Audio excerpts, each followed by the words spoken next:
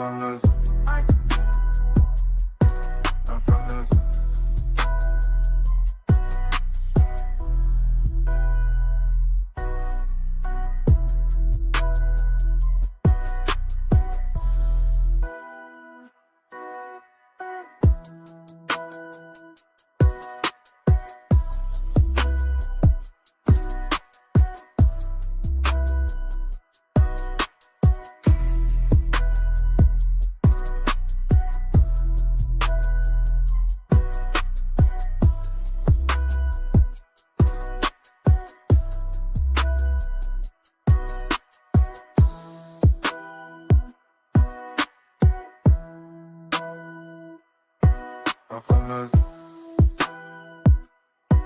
I'm from this.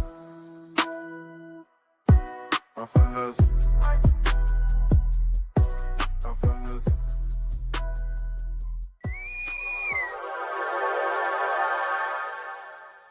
Testing 1, 2, 3. To the hip, hop, the hibbit, the hibbit, the hip, hip, the hopping. You don't stop rocking to the bang, bang boogie. Said up jump the boogie. You are To now. the rhythm, to the boogie to be. Come on now. You already know what's going on worldwide. Where are you at on this beautiful day? Whether it's raining, sunshine, snowing, doesn't matter. You take that great breath, man. You should be happy to be here. And we are happy to have you here on I'm From the Zoo. It's your man, Mike Michigan, and my co-host, my man. B-Dub. What's up, brother, man? Where you from, fam? I'm from the zoo, baby. I'm from the zoo. And I'm from the zoo too, man. We want to shout out to everyone out there in the zoo. Hey, look, if you are from Kalamazoo and you want to, you know your original zoo, you know how to holler at us. You know how to get at us, man. Get at me at WURK together. That's work together at gmail.com. You want to be on the show, you know what I'm saying? You want to holler at us, you want to do some advertising, you want to get with us, please reach out to us. We look forward to us. We want to thank all of the guests that we've already had on the show. Man, we have a dynamite show today, don't we, Doug? Yes, sir. We talking about history here. History. Man, we gonna foundation. We gonna pump the brakes. We gonna jump on the railroad boxcars. We gonna get the graffiti going. We gonna get the break dancing going. We gonna get the DJing going. We gonna get the MC going. But first and foremost, we gonna take y'all to the source.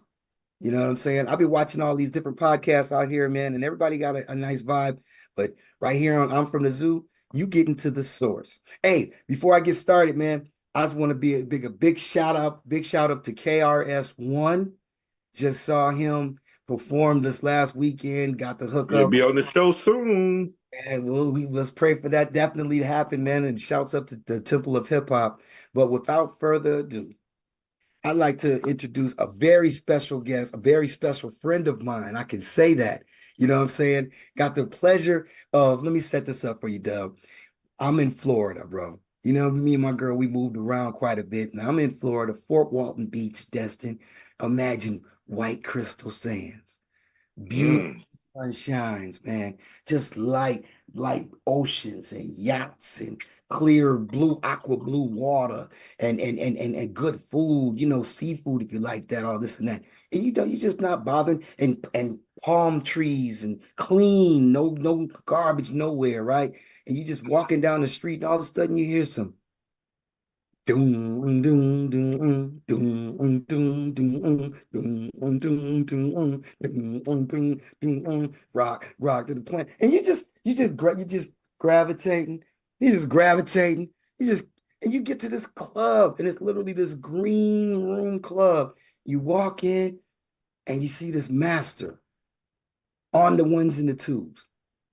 Literally a master on the ones and twos, just doing his thing. Nothing but him and the ether in the air in the bar and just killing it. And I'm looking around like, where is everybody at? Because it's that kind of party, but it's just this one human, incredible human being, right? So me and my girl, we sit there at the table and the brother jams for about 3-4 hours. Duh. I mean, I'm talking about with some of the most incredible mixes and whatever you want.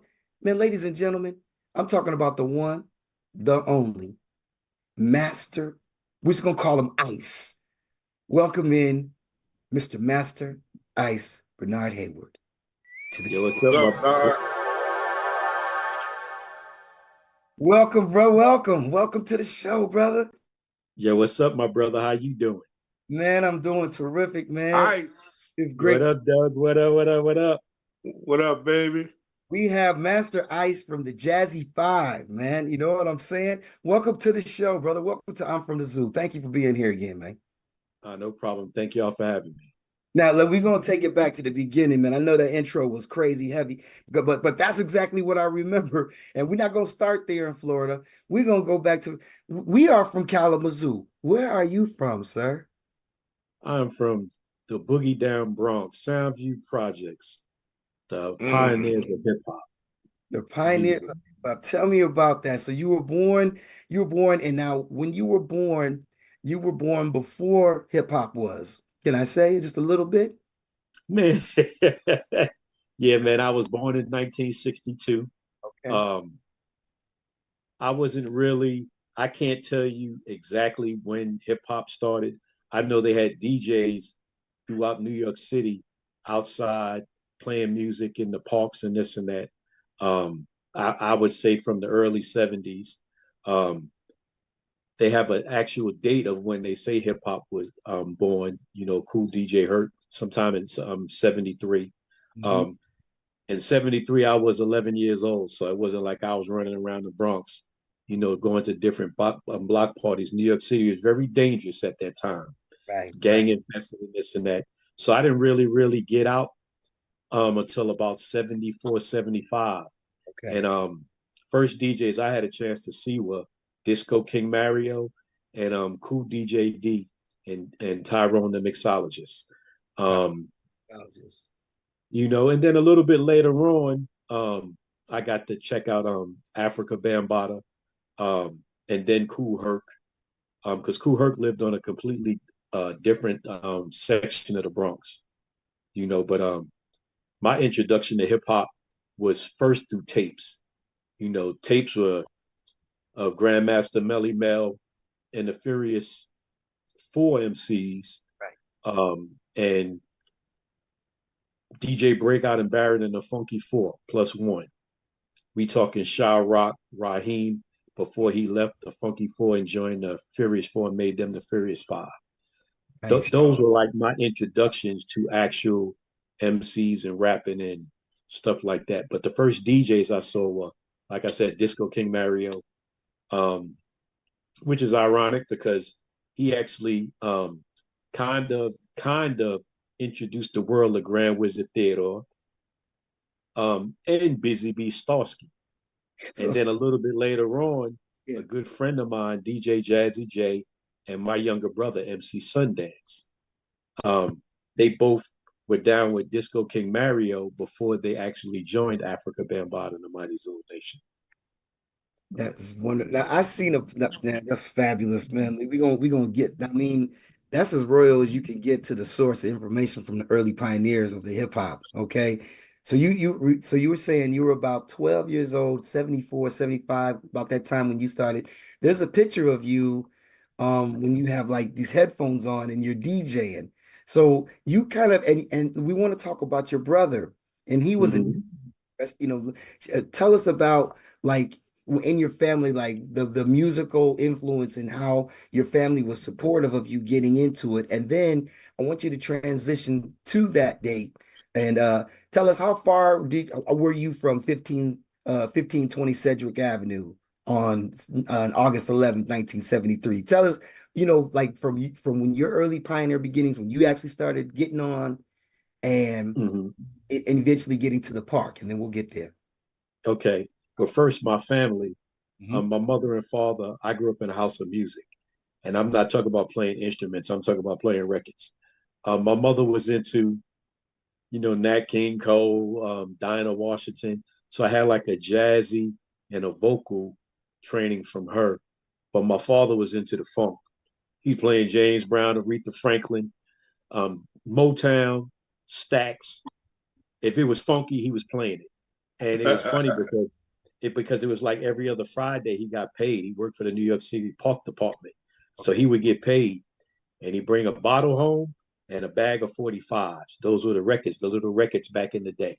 Right. and he put the 45s on and just play them. So I grew up listening, like I said, James Brown, Motown, Stax, the Meters, the funk. Right. My mom's would be playing whatever her soft music. He come in, okay, woman, it's Friday. And so at an early age, I just loved music because I saw my father and my mother dancing, and then some of the friends, some their friends that lived in the building or in the projects with us, they would come over and they have a good time. They dancing and this and that in the house, and so I actually remember at the age of maybe 7 or 8, my father came to me one day. He's like, "Okay, I want you to pick the records and put them on the record player." And at that time, you could put anywhere between 7 to 10 records on the record player, and one would drop and it'll play, then the next one would drop, and so on and so on. And I picked the 10 hottest songs. And I guess this is my first lesson in DJing, because I knew what songs are hot. And Right. so I put the 10 hottest songs on there. After about 3 or 4 songs, the fifth song came on. My father's like, "Hey, you trying to kill us?" I'm like, "What you talking about?" He said, "Look, man." He said, "We gonna dance for 3 or 4, but then you got to give us some belly rubbing music, and then you got to give us another song where we could, chill out, and then another song so we could wake up, and then another song. Then we'll start the party again." Right. And I kind of carried that with me DJing. You get some guys that just kill you the whole night, where Yeah. you dead after the first hour. Right. Where just from that, I learned how to pace a party. You know, and then and then my older sister, she's 10 years older than me. So my father passed away in 1974. But by then, my older sister had already picked up the slack. She was listening to the Philly sound. So I got to listen to Blue Magic, the Stylistics. She was in the Bob Marley. She was in the Santana, Carole King, um, everything. Shaka Khan, the main ingredient. So that kind of built up my soul a Right. little bit more on the soul side. Marvin Gaye, what's going on the album, Stevie Wonder, you name it, everything. Um, and so by about 75, 76, 74, when I really started noticing the DJing and this and that, um, when 76 turned around, I knew I wanted to be a DJ. I had already seen a couple of DJs out, and so I asked my mother to buy me some turntables for Christmas, which she ended up doing. So I got my first set of turntables in 76. Um, I know Herc, where he was at, was like I said, was on a completely different side of the South Bronx. It might have even been the West Bronx. Um, I've been there before. I would literally say, I'm trying to equate it to West Bronx. I probably had to take 2 or 3 buses to get there. Like, I've never. And if it was a car ride, it might have been 45 minutes to an hour. For Yeah. which a 12, 13-year-old, that's like a day. Right. Right. New York City is that big in the trenches. You know what I'm saying? Yeah, yeah, and then it's the hood, and like I said, see, back in those days, New York City was overrun with gangs. If Right. you've seen pictures of the South Bronx, 25 to 40% of it was burnt down.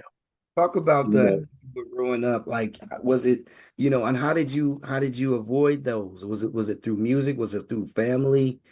Tell us about those in you in your earlier days of moving and how you had to move in the South Bronx. And that. well, for me, it was kind of easy Mhm. because Soundview projects where I grew up at, they were fairly new. Great. You know, Great.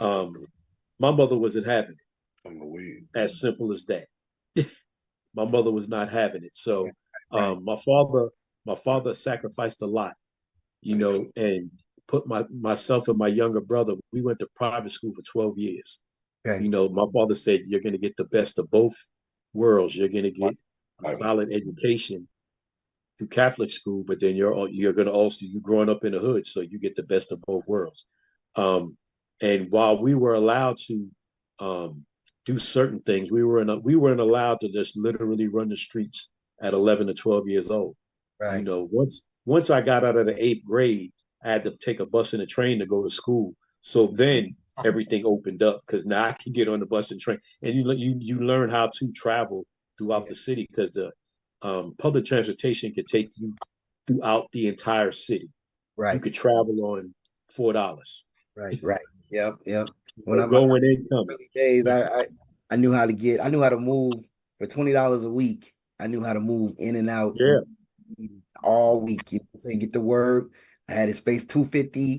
yeah, This was $1.25. Remember that? And they got the car. yep, Yeah, I yep. remember those early days. I mean, but New York, I bet so you talk about Soundview and the early projects, like, and you said that they were fairly new and you had to take a bus and a train. So you had to spend a lot of time actually getting to school and when you were and while you were your parents saying you're gonna have a high quality education, that really helped you to stick to avoid a lot of the pitfalls of being out on the street because you were being focused and disciplined at home.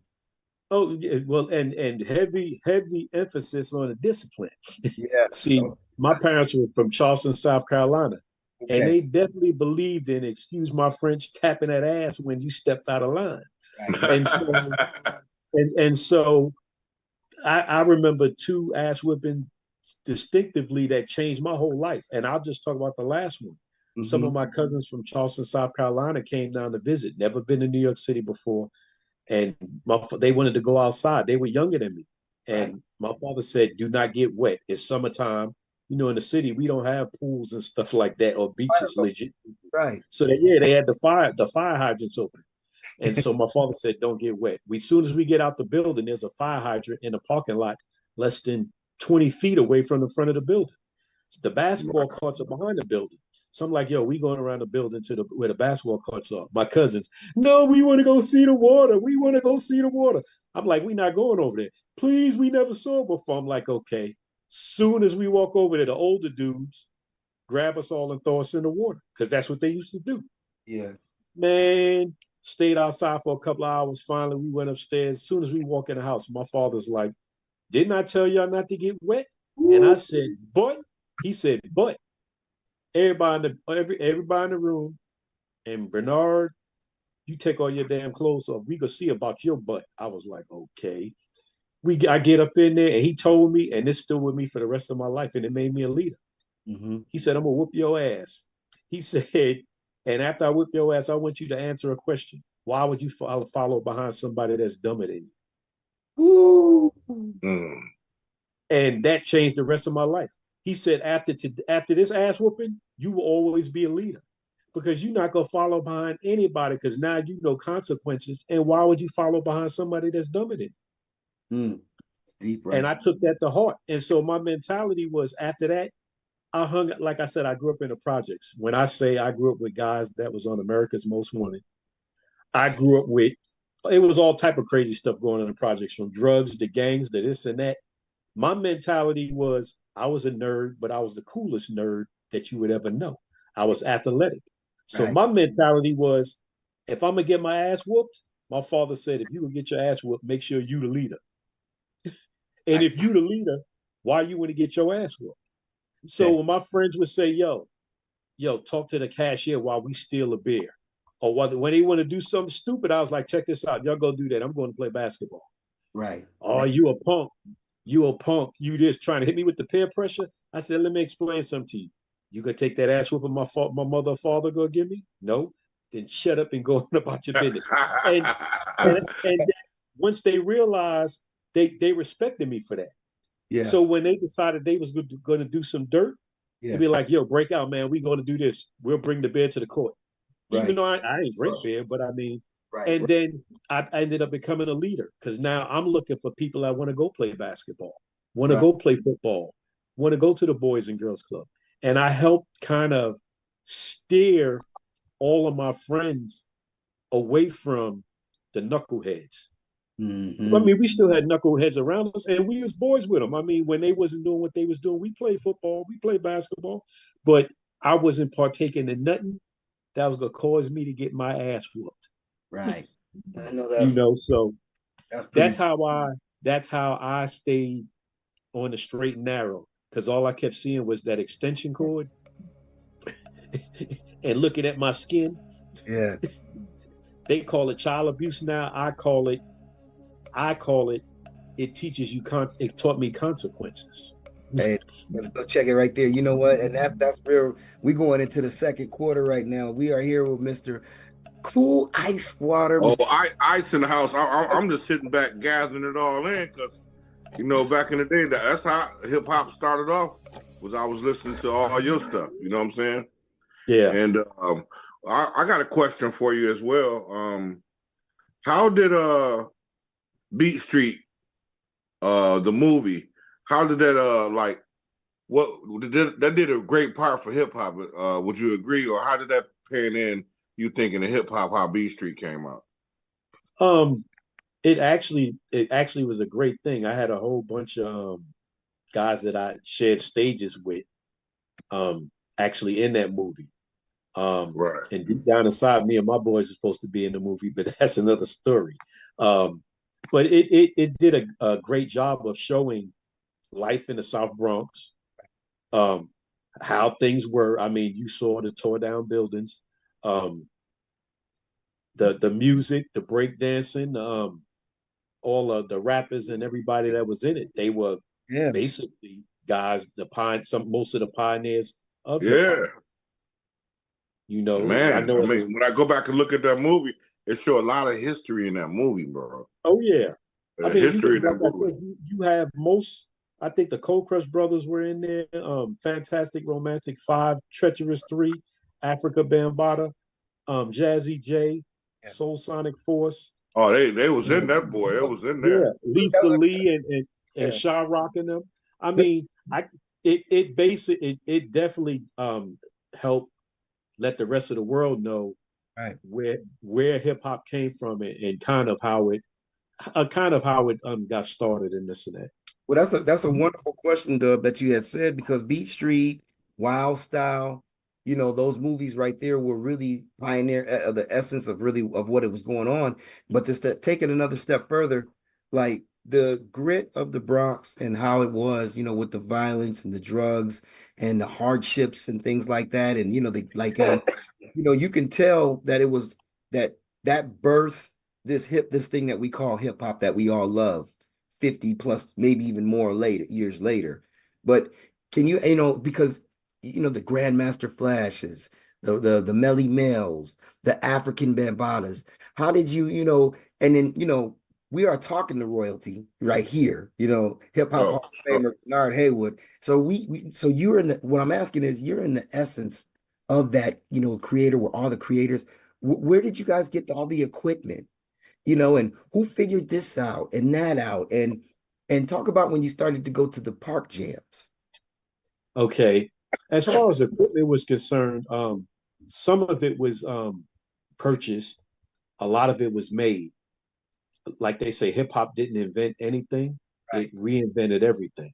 Talk It about was it. there was already speakers out there. Okay. Um, but the thing about hip hop, Grandmaster Flash, quote unquote, invented the crossfader. Right. Um, I know my man Jazzy J and his homeboy Superman. They were making the speakers, the ass kickers. They Yeah. was making those before they were in the store. Talk about that. You know, How we had we had carpenters. There were carpenters. There were electricians. There were all type of people that were MCs, DJs, roadies, whatever that were affiliated into hip hop. So okay. it was like we got the electricity. We didn't at first we weren't plugging into people's house. We didn't have generators. We plugged into the light pole. Somebody had to know, okay, you could do this and do that and plug into this light pole. It's still electricity from the city, you Right. know. yeah. What's my man? Um, What's my man name in B Street? They used to paint the what's the name? What was his name in the movie?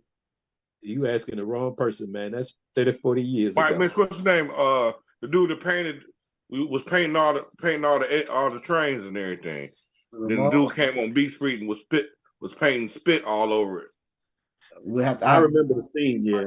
again. But Yeah, I but forgot his name. but Forgot his hey, name. but as you were saying, like so a lot of the people were carpenters, and that makes sense now. When you think about like some of the pioneers, because like a lot of that equipment wasn't there, like Grandmaster Flash, man, that just an And amazing see, talent. and and even with the turntables, a Yeah, lot of the turntables back then they were direct drive, right. but got it's like I said, hip hop didn't invent anything. It reinvented everything. And I got to give the credit to where credit is due. That's Grandmaster Caz who said that, coined that. The Right. turntables were direct drive. If you bought turntables back in those days, it came with a thick piece of rubber on the platter. That's right. Somebody understood to take the rubber off the platter, take an album cover, cut it the shape of a record, Yeah. put that on the platter, take a piece of wax paper, Yeah. put that on the platter, or possibly cut a piece of felt and put that on the platter. Now you put the record on it and it slides backwards. You know, we didn't have music classes or anything like that. So we made our own instruments.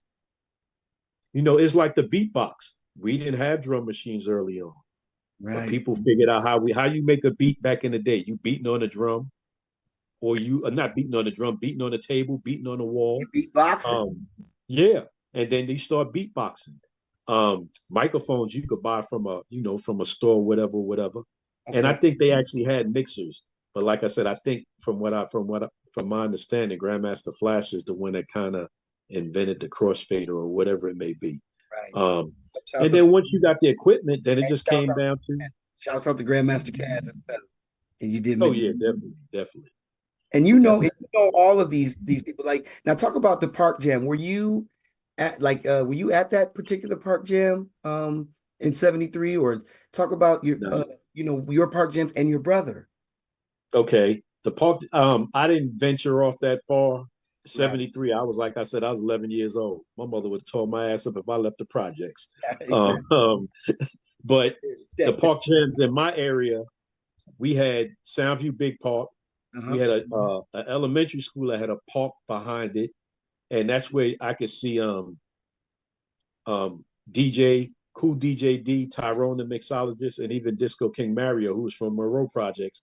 They would all come to Soundview and play. We had a bunch of parks in the South Bronx, so DJs, they would bring their equipment out and they play music.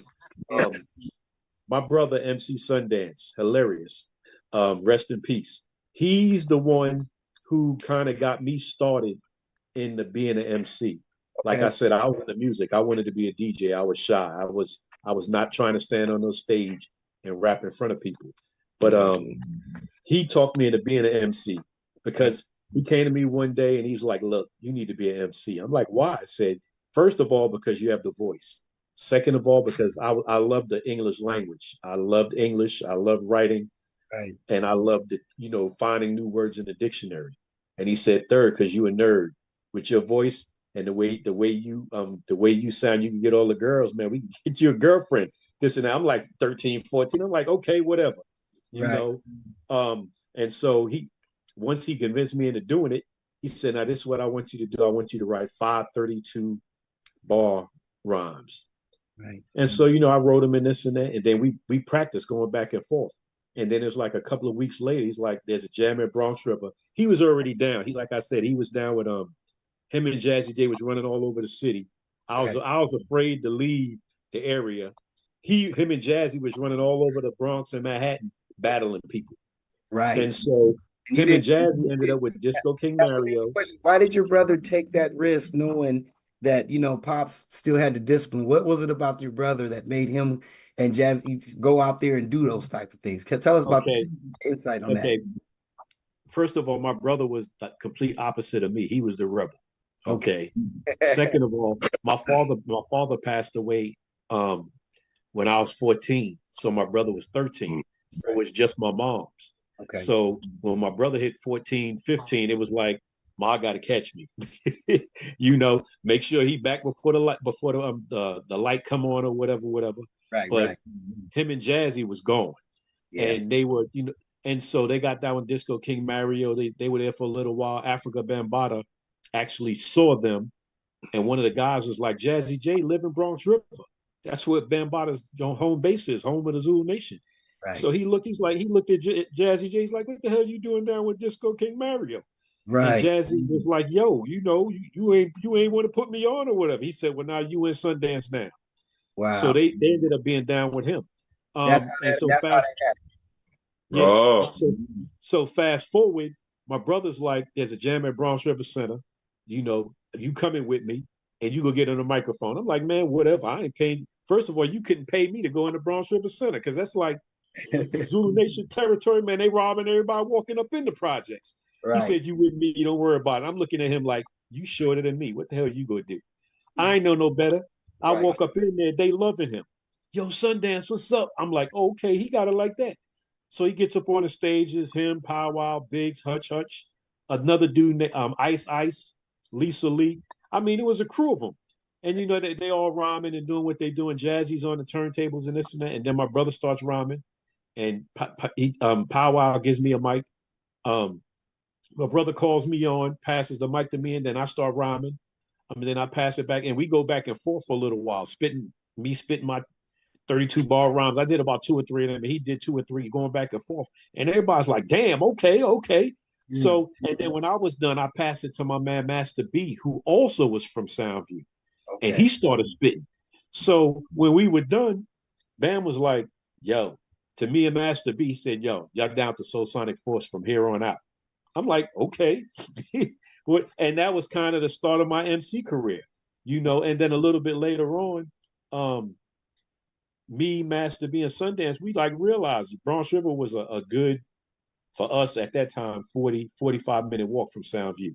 Okay. We were hearing tapes of Grandmaster Flash and the Furious Five, the Funky Four, and they were doing routines. Yeah. The Soul Sonic Force was 8 or 9 deep, and they didn't really want to do routines. So I looked at my brother and said, yo, we want to do routines, man. Let's make our own group, right. You know?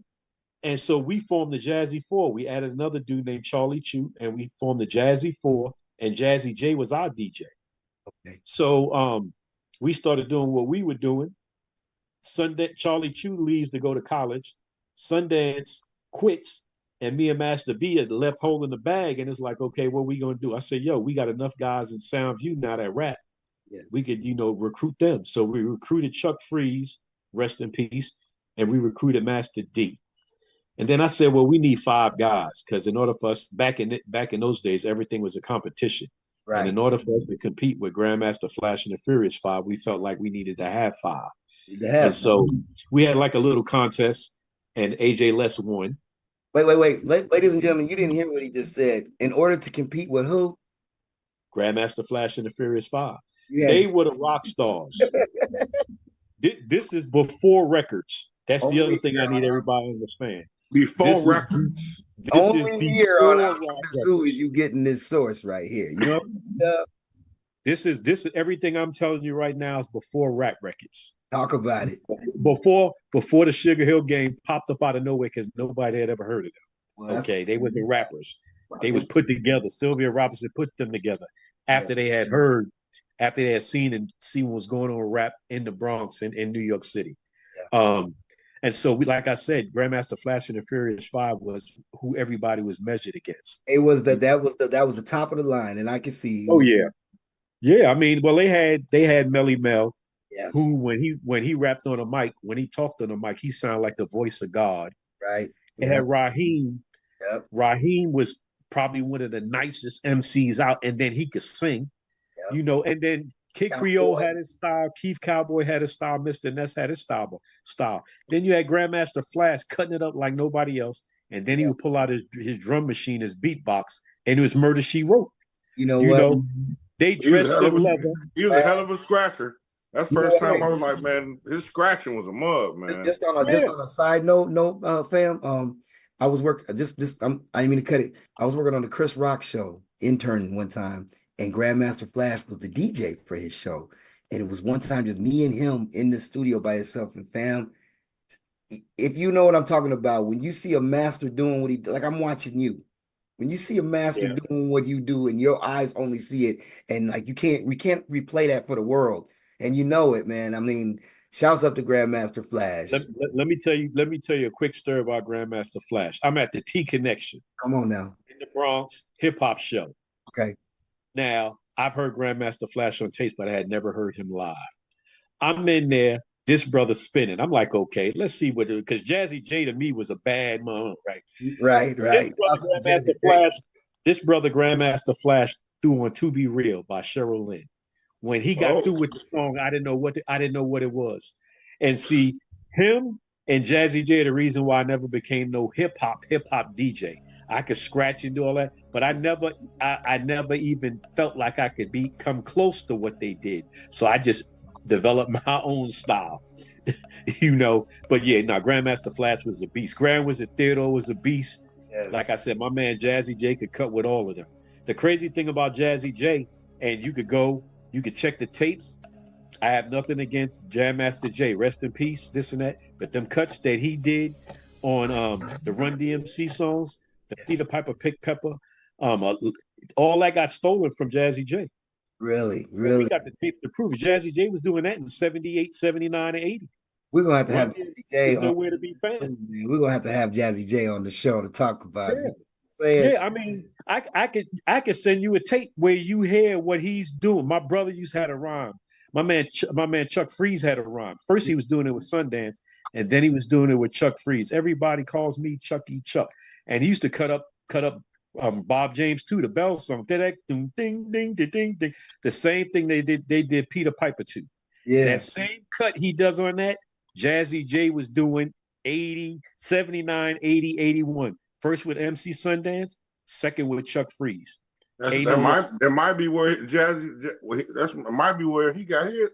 Oh yeah, hey, definitely, hey man, definitely. check this out. We are at the halftime spot already, just getting deep into the history, man, and we just getting into it, man. We want to give a shout out to our sponsors, Kellogg's. We're gonna big shout out to my man Rich Vision with the clothing, and Dub. What else? Some of the sponsors you want to give a shout out to today?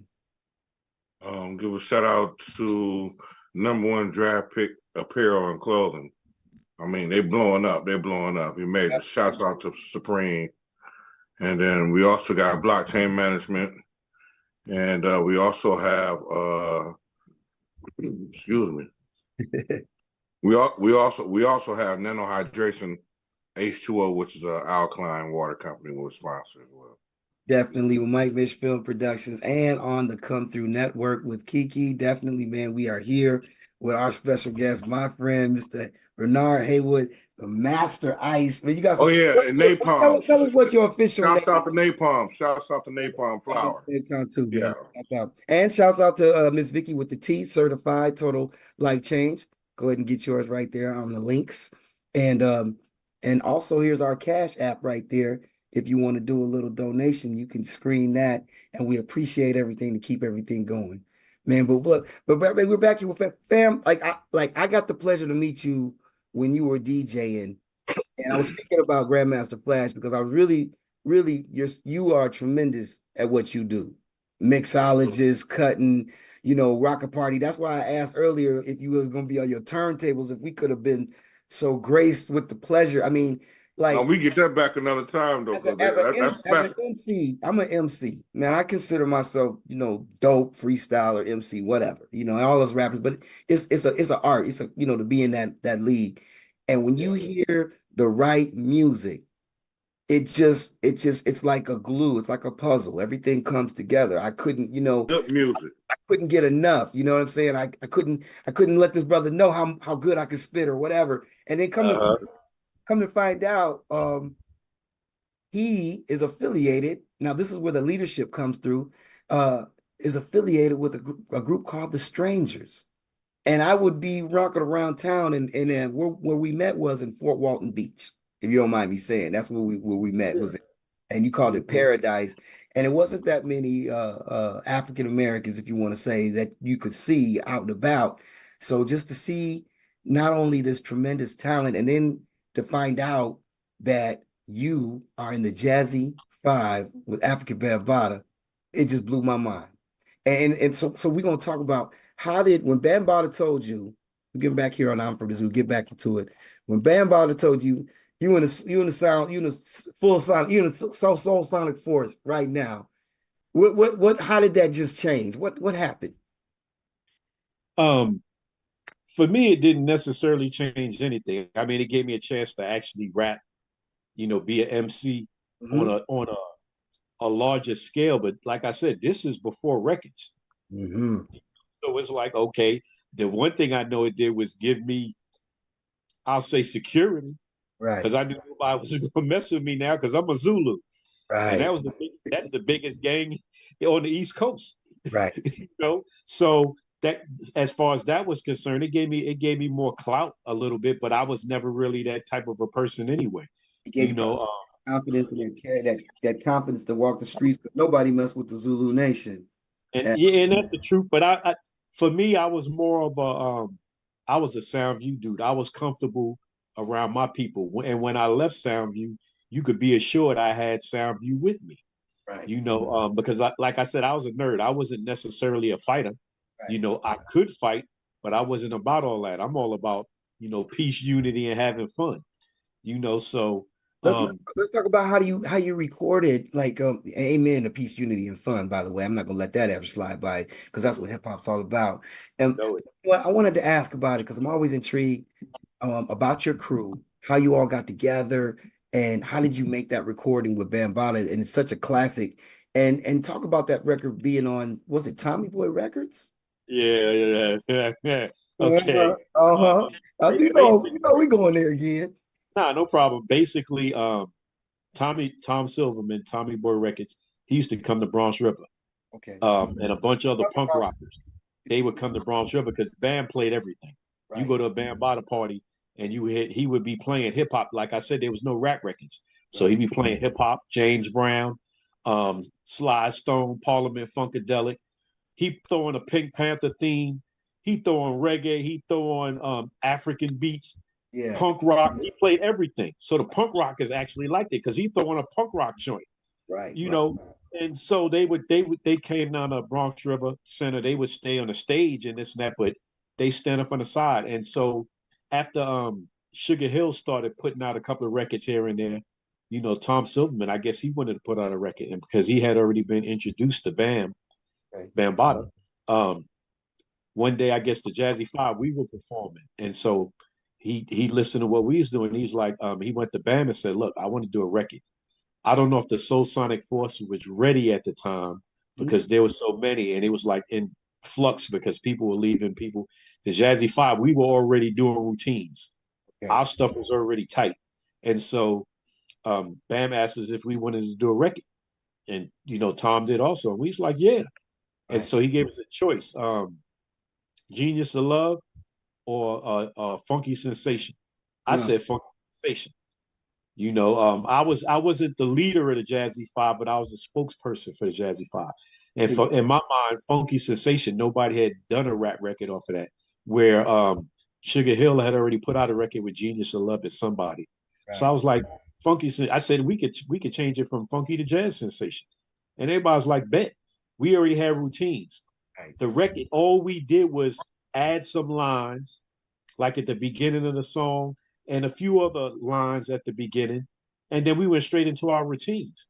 We just changed a couple of words so we would have Zulu Nation and Jazzy Sensation in the song, And and ladies then and gentlemen, some the of hook these is tapes, basically Funky Sensation, except for we changed it to Jazzy Sensation. and ladies and gentlemen, what I was getting ready to say, I'm sorry. Some of these tapes that Ice has are iconic. We would when I got a chance to sit down with him, what about almost 6 years ago, you would show me some of those tapes in those clubs in the moment, and y'all would just be rocking, man, just so on point. You know what I'm saying? What were some of those early clubs that you were performing in? Well, hip hop back in those days, I would probably say um, they were more like school gyms, the PAL. Like the first spot I remember was junior high school 123. Mm. That was the place to be. Then Bronx River Center, Okay. then some of the local PALs. And then finally, as far as the clubs were concerned, the T Connection, the Ecstasy Garage. Mm. Um, there were a few other spots here and there. The Stardust Ballroom. There were a couple other places here and there, but for the most part, in the early days, the school gyms. We actually even rocked at Cardinal Hayes High School, my high school, and And some of the other Stevenson High School, some of the other high schools those in the area. flyers that you had on them, man, were are iconic drawings, Oh and, yeah, and not only just the flyers, but some of the names that you guys used to do the shows with. Because when you started getting established, and you came out with the record, because obviously you recorded the record on Tommy Boy, and yeah, it was an instant classic. What about the Latin Quarter? the Latin Quarter wasn't around in 80, 81, Yeah, 82. it Like, came later, huh? yeah, yeah. And So see, like I then said you started before, doing that. Then you, because remember you said like Grandmaster, okay, like the Furious Five was the standard, right? And all yeah, this, here you guys come, Jazzy Five, Funky Sensation, with this classic, right? And when I mean mhm. it's the classic, so now you're doing shows with them. Can you talk about some of your relationships that you had with them and doing the shows, and what was the camaraderie like? um, because we were with the Zulu Nation, Yeah, we kind of had our own quote unquote show. I, I You see. know, They we didn't. didn't necessarily. Yeah, I mean, don't get me wrong. We were doing shows with the Cold Crush Brothers, the Funky Four, Kool Herc. Um, they had a lot of battles in New York City, like at Harlem World, okay, where everybody would show up, and that's where I first got to see the Force. They were called the Force MDs when they right. started making records. But Yeah, Yeah, they was before, rapping, and then they ended up being a singing group, right? they was yeah, but rapping. They was like rapping. early on, they were rappers that Yep. could sing, and they Yes. were called the Force MCs. Yep. Tommy Boy signed them and called them the MDs. But that's the first time I thought that Raheem could sing, and I thought my man Master D could sing. Then I Right. heard them sing. They were singing Michael Jackson songs, and then going into it, I was like, oh my, and I mean, sounding like Michael Jackson. I was like, damn. But Yeah. like the battles were where you got a chance to see Mastodon and the Death Committee, um, basically on the Crash Crew, all Fantastic Romantic Five. Even before records, we was having battles. We Yeah. the Cold Crush Brothers, Fantastic Romantic Five, Furious Five. We never really battled the Furious Five, but I was at the show in which Africa Band they did Flash It to the Beat before Sugar Hill put the record out. Okay. They did it live, and they I don't think it was ever supposed to be a record. And Africa Bambaataa recorded it, and he put it on a Ooh, plate. He put it on a plate called, and I think it's called Flash to the Beat. And on the B side was Bam cutting up a couple of hip hop break beats. It's like a classic plate. Right. And so Sugar Hill heard the plate, and they ran them in the studio to put out a fake version of Flash It to the Beat because the original one is raw. I don't even think Raheem was supposed to be the lead singer. I think he didn't feel well that night, and Melly Mel sang the lead, but you wouldn't really know the difference. So you hear them on stage while Flash is actually playing the beatbox, Right. and they had the routines. They was piecing it together live, and this is them raw. I was in Bronx River Center when they did that, and I was like, "Oh my god, yo!" Like I said, I can imagine. I can see. I mean, like like I said, I just saw KRS One Sunday, and the reason why I'm saying and bringing him up because I can. It's something about that early pioneer Bronx performer, that essence of hip hop, as Kaz would say. You know what I mean? yeah, yeah, And I can imagine the energy that you could see, not only performing, with them or against them, but just the awe of being in that presence of watching that greatness as it begins. yeah. And then the fact that, like I said, we didn't quote unquote have records. Right. So we were coming up with routines. I mean, we were snatching riffs from commercials, from other songs like Earth, Wind, and Fire, and this and that, just changing the lyrics. You I are mean, talking about real hip hop, ladies and gentlemen. That's yeah, real, boys and girls, real hip hop. television commercials, cartoons, Yeah. whatever had a melody to it, we would flip it, rewrite it, and then use it like Jazzy J would cut up a beat, and we would sing it on top of that beat.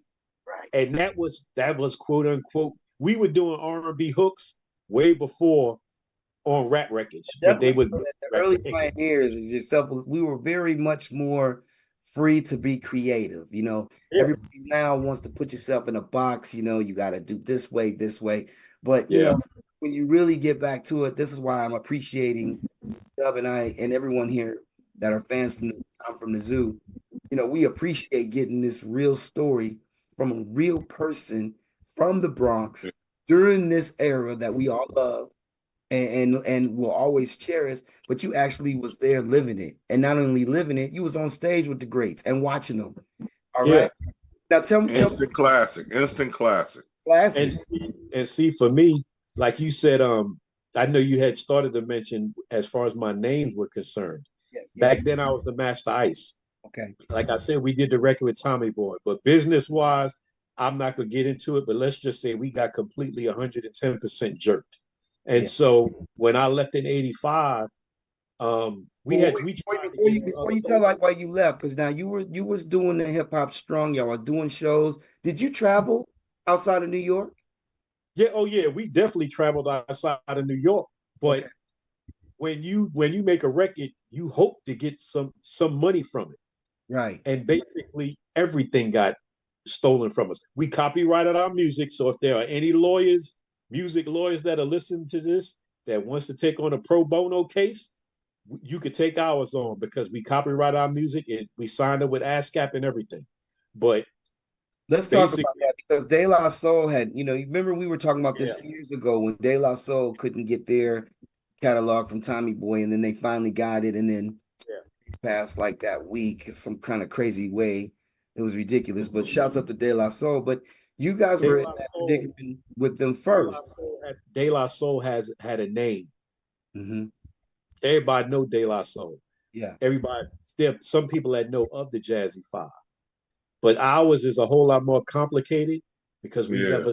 we copyrighted our music, our lyrics. Hmm. That's still ours.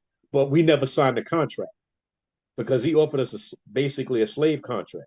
Yeah. And Yeah. I at 19 years old, I could read. That's one of the benefits of me going to private school. And Right. there was no way in the world I'm signing a contract that's telling me we're splitting 2%. And Mm. it's five of us. Matter of fact, it's six of us counting Africa Bambaataa. Well, You know, speaking of it's like, hold up, I know I'm Bambaataa working didn't for get paid either. huh? Bambaataa didn't get paid either. No, he got paid. He signed a separate side deal also. Okay. Everybody got paid except for the Jazzy Five. Oh wow. You know, and we never got a dime from it, but we get to do shows and this and that. But by then, by 84, 85, Yeah. I was I was kind of pissed. Everybody was kind of, I mean, we were still doing what we were doing, but it's like, you know, it's time for me to get out of here. And I joined the military. And when I joined the military, I said, excuse my French, fuck hip hop. So And I changed my name. you had left New York City in '85. Yes. And so like this is important for everybody to know because still pure with the South Bronx, you're still pure with the wisdom and all of the gifts, and Oh, yeah. you go directly to Florida. Why Florida? And what service were you in? And thank you for your service. Thank you. You're welcome. Um, well, I joined the United States Air Force. Okay. And when you join the military, they give you I guess a dream sheet, and you could put down where you want to go. And I'm like, if I'm leaving New York, I'm going to where it's warm. Okay. So I put Florida, I put some overseas spots, and they sent me to Eglin Air Force Base in Florida, All where right. I'm at now. And so, I got there, and after 3 days, I called my mom's up and I said, "Ma, I love you, but I ain't never living in New York City again." you know, Yeah. and and and it was crazy because I joined the military, and I'm thinking, okay, I can't DJ no more. I gave all my equipment and records to all my friends in New York. Soon as I get on Eglin Air Force Base, dude, I meet a guy. He's like, "Yo, let's go to the NCO club." I'm like, "Okay, go over there." Guys in there DJing. I'm like, "What?"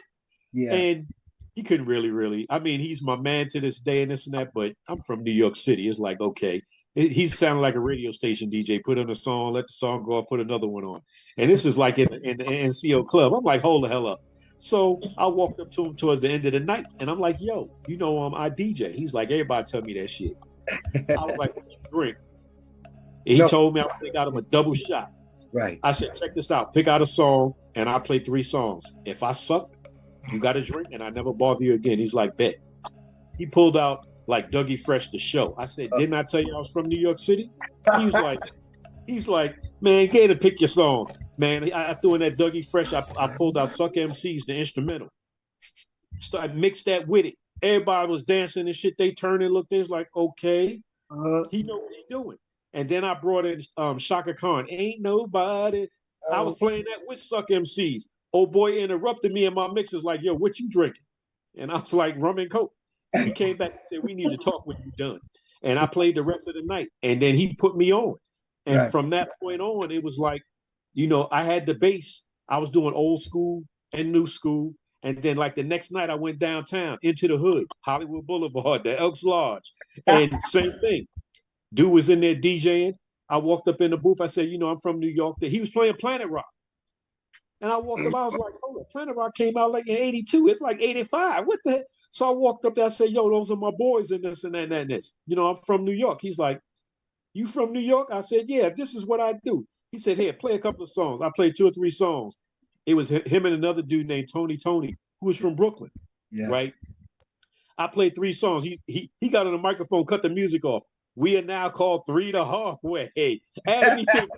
Just like that. We got Cool Ice Water. Just we got like Tony.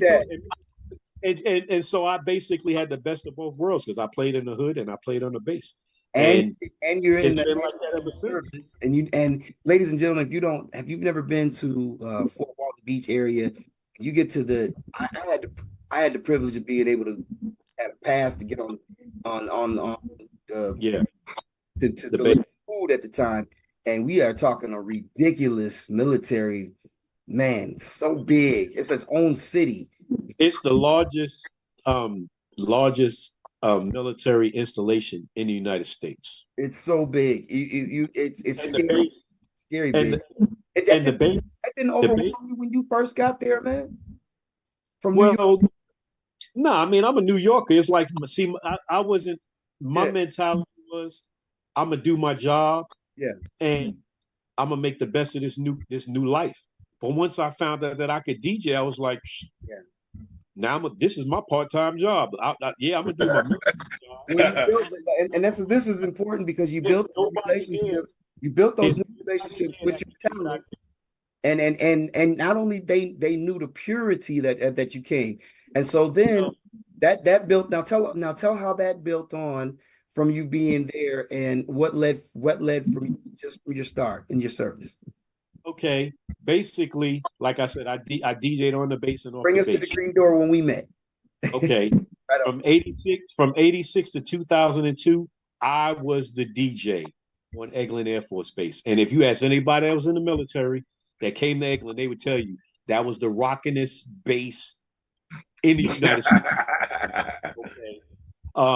And 2002, once the war broke out, they started limiting who could get on the base. And so that kind of killed it. But I was still playing downtown and I already built up my contacts. So it was like whatever. I knew there were rappers in the area, but they were younger. And I wasn't trying to, me, I'm a purist. I'm not trying to hear that goo goo gaga shit. So one day I met a guy and I heard him rapping over. I was like, okay, he's kind of nice. He invited me out to the Hard Rock out in Destin. So he said, I was like, okay, I'll come check it out or whatever. I'm skeptical. I'm like, whatever. I get out there and had a band. I was like, okay, I might like this then. Okay. And he was rapping with a band and he was nice. His name was Mike Mixture at the time. He had a couple of guys opening for him. Okay. Strange Tang. I can't remember everybody else, but so I was like, okay, so there is a hip hop culture here because I had never really heard, and I've been here since '86. We talking like 2000 something now, and I was like, okay. So I told him, I said, the next time y'all decide to do this, let me DJ. So I came.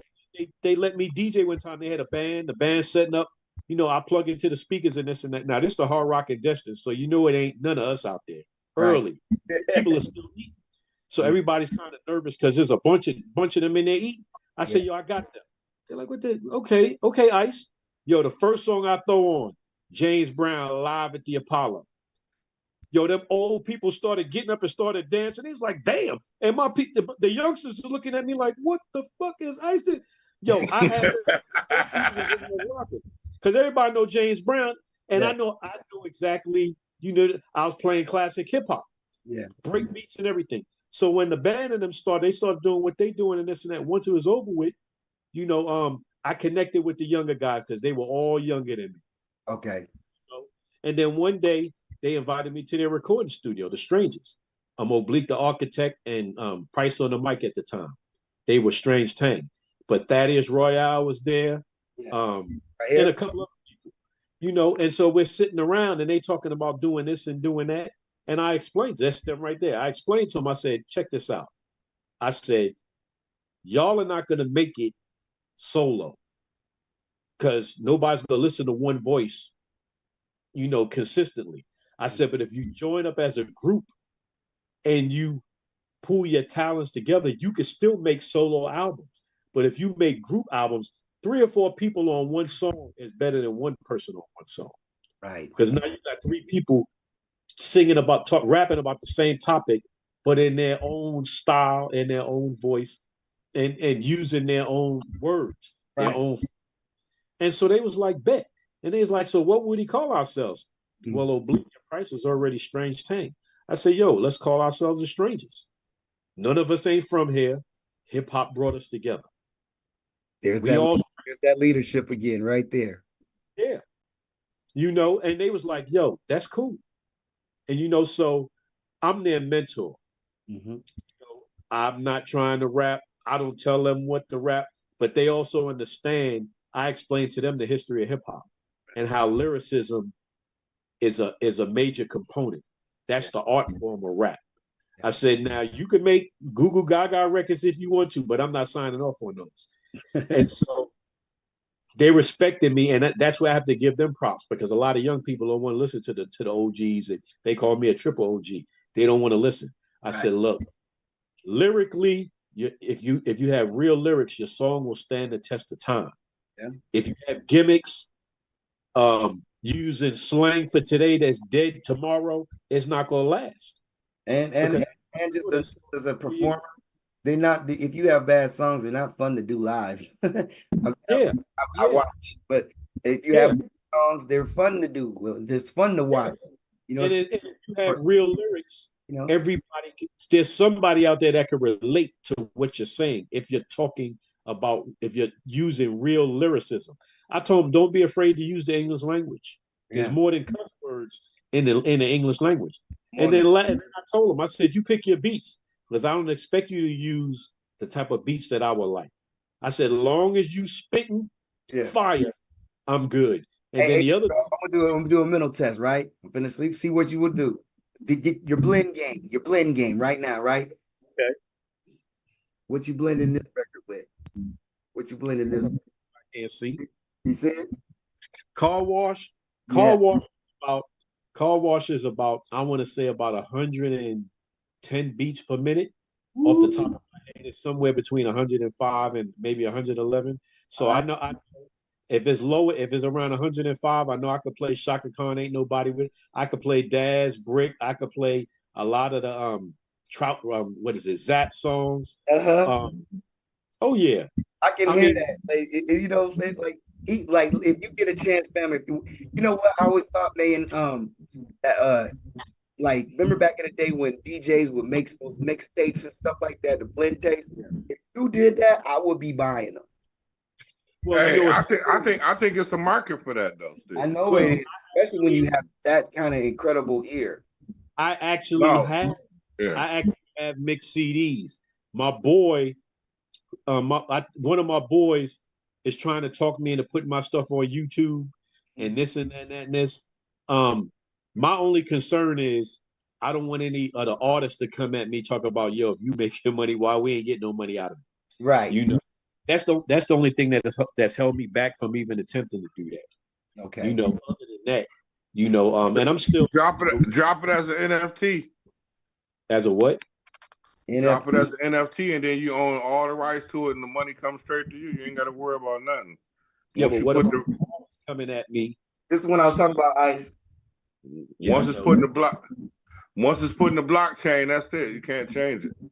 So imagine, here's your album cover, your mix CD, and it's in the NFT world. Yeah, Dub's the man to talk to with that. You know what I'm saying? We could definitely do something like that, fam. You know what I mean? Because you could drop it yourself. Not just for the monetary thing, because I know you're not really caring about that, but just for the culture type. Yeah. You know what I'm saying? Because like Ice, one of the things I've always been impressed with you, big bro, is like your humbleness. You know what I'm saying? And knowledge. You know what I mean? Like when I got a chance to meet you 6 years ago, and we sat down in that library that nobody knew nothing about, you know what I mean? And we got a chance to chop it up. I really learned a lot. You know what I'm saying? I really did. And I took that game with me. You know what I'm saying? Believe it or not, I appreciate it. Yeah. And I knew that we were leaving and going around, but I really liked the strangers. I really thought that, you and your bandmates have a wonderful camaraderie. Shout out to Mark, you know what I'm saying? And Yeah, to me, definitely. what's up to y'all? Here I am, fam, with the fam still, you know what I mean? Oh So yeah. I appreciate our brotherhood, man, because um but what I wanted to ask, man, like what now when you left and you came up and you're producing with the strangers and things like that, you still connect with your family back up in Soundview and talk about that when the 50th hip hop anniversary came. You got a chance to go back. Yeah. Oh yeah, definitely, definitely. That's gonna always be my family. I mean, Soundview, we literally we grew up in the projects, especially the type of projects I grew up in. I mean, we literally have like I want to say anywhere between about 14 buildings, 7 story high, 7 stories high, 7 apartments on each, floor, and then you got double-sided buildings. I grew up with 100 friends, Wow. so when we have the reunion, Yeah. I get to see two, three, four, 500 people that I haven't seen in years. Right. And within that, I get to see, like for instance, this is some of my family tree as far as I got DJs that are now, I'll say at least New York City famous, maybe a little bit more outside of New York City that's doing their thing. My Yeah. man, you remember the song Uptown Baby? We gets down, baby. Yeah, Peter Guns and Tariq, Lord Tariq and Peter Guns. Lord Tariq is from Soundview. Okay. He came Oh, up under me. Okay. dope. Lord Will Tariq. Trax. I don't know if you heard Will Trax. He's the one that got the birthday song. Shine a light on him. Yeah, All he's done, and then he had another song. Let me see some footwork. yeah, yeah. Um, Soundview. I have a picture with both of them that was taken about 10 years ago that Okay. I could send to you. Me, Will Trax, and Lord Tariq, and it says the present, the future, and the past. Wow. Now let's talk about that. You are also, congratulations, they are definitely in store. You are in not one, but two Hall of Fames. Three. Three. Come on, check. Come on, man. Let me know. Three. Bow down. Apologize. Hey. I put it this way. I know I'm in 3 hip hop museums. Talk I about, don't. tell us about those museums, where they are and In what. the DC, I'm in the DC Hip Hop Museum. Okay. Okay. Wow. As a member of the Jazzy Five and slash being a DJ since like 77, 78. I'm in the Bronx Hip Hop Museum, which is the Universal Hip Hop Museum. Where is that located? You That's know? located in the South Bronx. I want to say off of Hoe Avenue. That's Okay. actually being built. Okay. Honorary board member of that, and I'm definitely in that. And then there's also a hip hop museum being built downtown in Manhattan. Wow. That's the last one. This August got a chance to go and perform at Harlem Week, the Jazzy Five MCs with DJ Jazzy J. Um, and they inducted us into the New York City Hip Hop Museum. Oh, beautiful. Congratulations, man. This is exciting. That one was cool. I got to meet Pete Rock, Fat Man Scoop. I already knew DMC. Yeah. And a bunch of other people. They were like, "Man, when we was little kids, we used to rock your tapes," and I'm like, "Why y'all making me feel old, man?" Because you're a legend, fam. That's what it is. But you, like you said, you kept your purity so much intact. And then you went to Florida. So you hadn't, when we talked, you said you hadn't been to New York in a long time. So I bet it was wonderful to get back, and receive that and see that, feel that. Yeah. See me, I've always been humble, and Yeah. I've always been about each one teach one. Mhm. I've always been about making a difference in the lives of others. Right on. That's why for me, it's never really, God didn't put me on this planet to be all about me. He put me on this planet to make a difference in the lives of others. That's why I can sit down with you Right on. and tell you my story. That's why I can have 15 or 20 guys between Florida and New York that are actual thriving DJs right now. They will tell you that I've given them a thumb drive with 1,000 songs on it. Yeah. Giving away DJ equipment, giving them tips, giving parties, giving them parties to do. I got a guy right now, and I can't call his name, but he actually had a couple of songs on albums that were up for Grammys in the hip hop division this year. And he will tell you, he used to come to my Boys and Girls Club. I gave him his first party, paid party. Somebody asked me to do something. I'm like, I'm booked, but I got somebody for you. That's what's And when I used to give parties at the Boys and Girls Club, I would let him play a little bit. And I saw he had some skills. I was like, okay.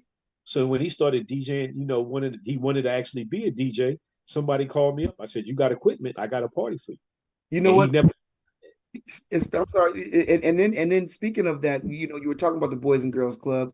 You did do a lot of coaching in sports with the children in the area. You've been a pioneer in that area for a long time. We're not going to let any of that go by today. We're already in overtime, you know what I'm saying, right here with the ice, you know what I'm saying, the cool water ice, you know what I'm saying? Talk about the Boys and Girls Club and what got going on there. Well, for me, the Boys and Girls Club, it was an extension of my upbringing, because that's another thing that kept me out of trouble. Was Kips Bay Boys Club at the time. Okay. I got to play basketball or watch Eddie Pinckney, who ended up winning the national title with Villanova in the 80s and playing 10, 12 years in the NBA. I remember him. Yeah, I went from 4th grade to 8th grade, and then through the Boys and Girls Club with Fred Brown from Georgetown, who won a national title with Patrick Ewing. Yeah, he threw the ball. He turned the ball over and threw the ball to old boy. Don't be bringing that up, my man. Yep, that's my boy. And then Eddie Pinckney used to bring Chris Mullin to Soundview Big Park. Wow. Yeah. I got to see Mark Jackson, Kenny Smith, Rod Strickland, Kenny Anderson. My era of growing up in New York City, basketball-wise, man, I got to see some of the greats. And a lot of them came through Kips Bay Boys Club. Did you go to the Rucker growing up? Did you go to the Rucker a lot? I went once in a while just to see, to see the games and this and that. I got to see Pearl Washington. Yeah. Kenny Smith, I'll pay to hear them stories. Only time I got to see the Rucker, first time I got to see the Rucker was not. I'm well down the line, but those had see the 80s for me, especially like during my high school years. Yeah. Tony Red Bruin, Richie Adams, who played for UNLV, Gary Springer. Yo, the list goes on and on. But when I got here, I went to school to be a teacher. Okay. And I did my practicum at a middle school. The little kid running around in the classroom, and the teacher couldn't control him. So I said, yo, man, won't you sit down so the teacher could teach? He's like, you ain't my father. You can't tell me what to do. I walked out the classroom because the first thing I could think of was my mother snatching him by the ear, or me snatching him by the ear and making his ass sit down. And I realized I couldn't do that. Right. So I went to school and I missed a turn. And I kept riding down this road. The next thing you know, I ran into a Boys and Girls Club. I was like, damn, I didn't even know this was here. Right. So I walked, started talking to the exec. Next thing you know, he invited me to come back to, to audition for the team director position. Yeah. I'm like, okay, I came back. I got the job. So, and I told him, I said, look, they had one building. I said, you got to build a teen center because teens ain't supposed to be with elementary school kids. Right. So he told me, he said, you recruit 300 teens, I will build a teen center. 2 years. In 6 months, I had 300 teens recruited, signed up and ready to come to the Boys and Girls Club. So he built a teen center. So because I knew how to recruit kids. I mean, I'm a big kid at heart. First of all, I'm the coolest at that time 40-year-old they would ever meet. Right. I'm a DJ. I'm an MC. And I play basketball. Hey man, I coach kids right now. I feel the same exact way. They don't even understand. Yeah, so it was like, for me, it was easy. And then once I saw the talent in the areas, but it was raw. And I'm sitting here going, why these kids can't make a layup with their left hand? How the hell you in high school? You can. So I took it upon myself because I learned from the best. I mean, so it was like, so let me start, because I had my own Boys and Girls Club. I had a gym. I'm like, okay. And then this was the turning point for me. I had a 14-year-old girl come up in there. She was pregnant. Mm-hmm. And I said, it didn't happen on my watch, but she came up in my building and she was pregnant. I said, No girl will ever get pregnant on my watch. I made everybody, when they got out of school, they did their homework. I'm like, everybody on the line. Everybody doing basketball drills. I don't care if you like it or not. Because my mentality was if the girls are sweaty, they ain't gonna get pregnant because the boys ain't gonna want to get with them. Right, right. And it also gave them something else to do. Yeah. And they actually started liking basketball. So, I started the first person to start a girls AAU program in this area. I coached the boys, but I taught the girls. Right. So as time went on, girls started getting better. And Choctaw High School, which was right next door to my Boys and Girls Club, they reaped the benefits. They went to state like 6, 7, 8 straight years. The head coach's daughter, Brittany Brown, she was like athletically insane. So my staff, we worked with her, taught her the base, the fundamentals, left hand, right hand, this and that, and they gave her that mentality. She ended up playing starting guard at Florida State for 4 years. Right. She took Choctaw to the state championship game back-to-back years. I think they lost both. They lost both times, but just the fact that small school ended up going in. Yeah. I literally helped put at least 50. Hey, she was just kids. at Florida State? Yeah. She started at Florida State for 4 years. Brittany Brown. Didn't your daughter play with Florida State? Dove's daughter, Say that again? His daughter played with Florida State. They might have been teammates. Well, she played. Damn. I want to say in the 2000s, she's a starting point guard. Oh, that's early. Okay, I got you. That's way before time. She's now playing overseas somewhere. But you know what? I can definitely the joy that you have because it came from your heart and your program. You know what I'm saying? It's wonderful to see those young athletes and that they came from within, the program, and they go and blossom. And see, my mentality, like I told them, I'm going to train you. I'm going to give you the skills so that you could play in the NBA or the WNBA. But the objective is you to go to school for free. Right. Now, whatever you do after that, my objective is to get you in college on a 4-year scholarship. I put 50-something kids in college through basketball scholarships, boys and girls. Absolutely. And in the 50s. Going back to that leadership that we were talking about earlier, you know what I'm saying? And I wanted to commend you on that because I didn't, you got such a extraordinary life. You've touched a lot of people. People are fortunate enough to come across your path. Good things have happened. Oh yeah, I'm included. Our show is put the work in. You know what I'm saying? So we want to thank you for doing that, children. Hey, you know what? Since we left, man, I got into golf. I wish I was into golf more when I was down there. That's the truth, because we got golf courses everywhere. Man, if I would have been into it down there when I was out there, we could have been doing some like that boy hit a hole in one. I got a hole in one, fam. First time playing golf. I hear you. I pull it up. Yep. I've actually been golfing like with a couple of different jobs. I had, they have like a little golf tournament. Yeah. Man, my mentality was because I don't drink beer. They have beer at each hole. Right. So by the time I'm drunk, I'm like, check this out. I'm just gonna drive the cart. Y'all can play. Right. With all the anyway.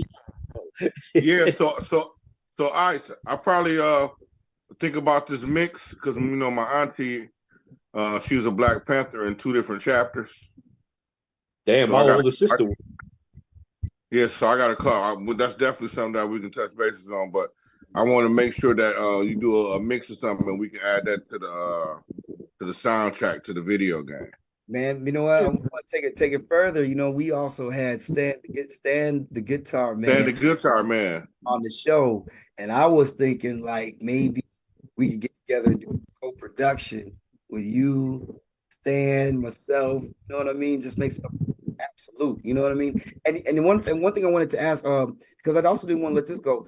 Ladies and gentlemen, if you check out Spotify, check out The Strangers music. They are very talented group. You know what I'm saying? A tight unit.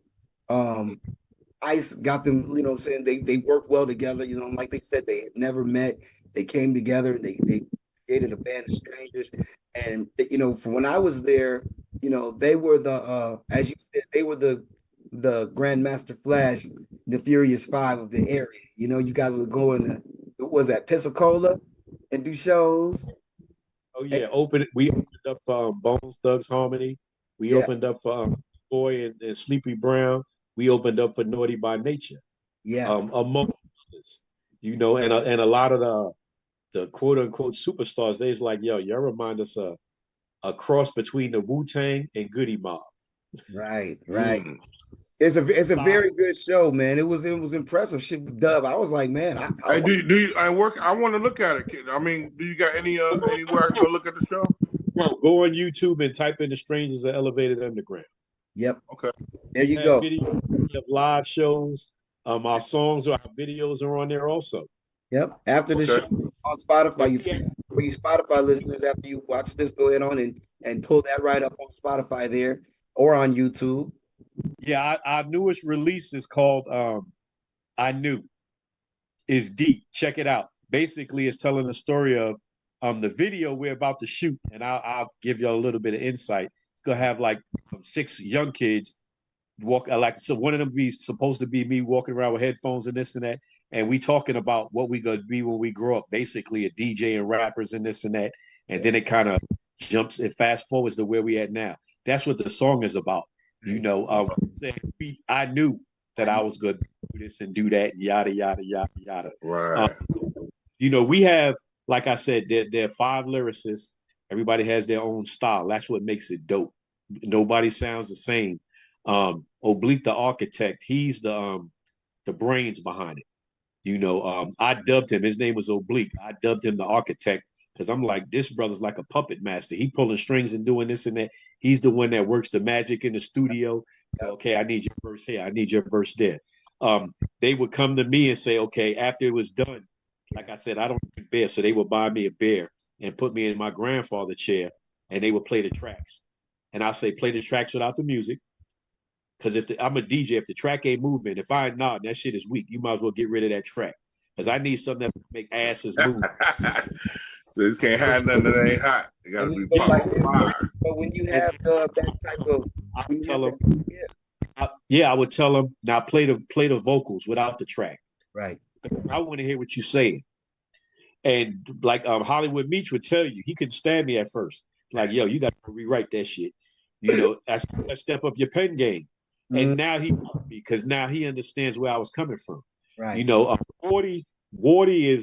Wardy brings that New Orleans, that funk, right, that gumbo to it. His voice is deep. Price is analytical. I mean, he's gonna make you think, but from a whole different standpoint. And Thad, we call him the Mad Hatter. right. Thad is like, I don't want to say Thad is the gangster, but he's the roughneck out of the crew.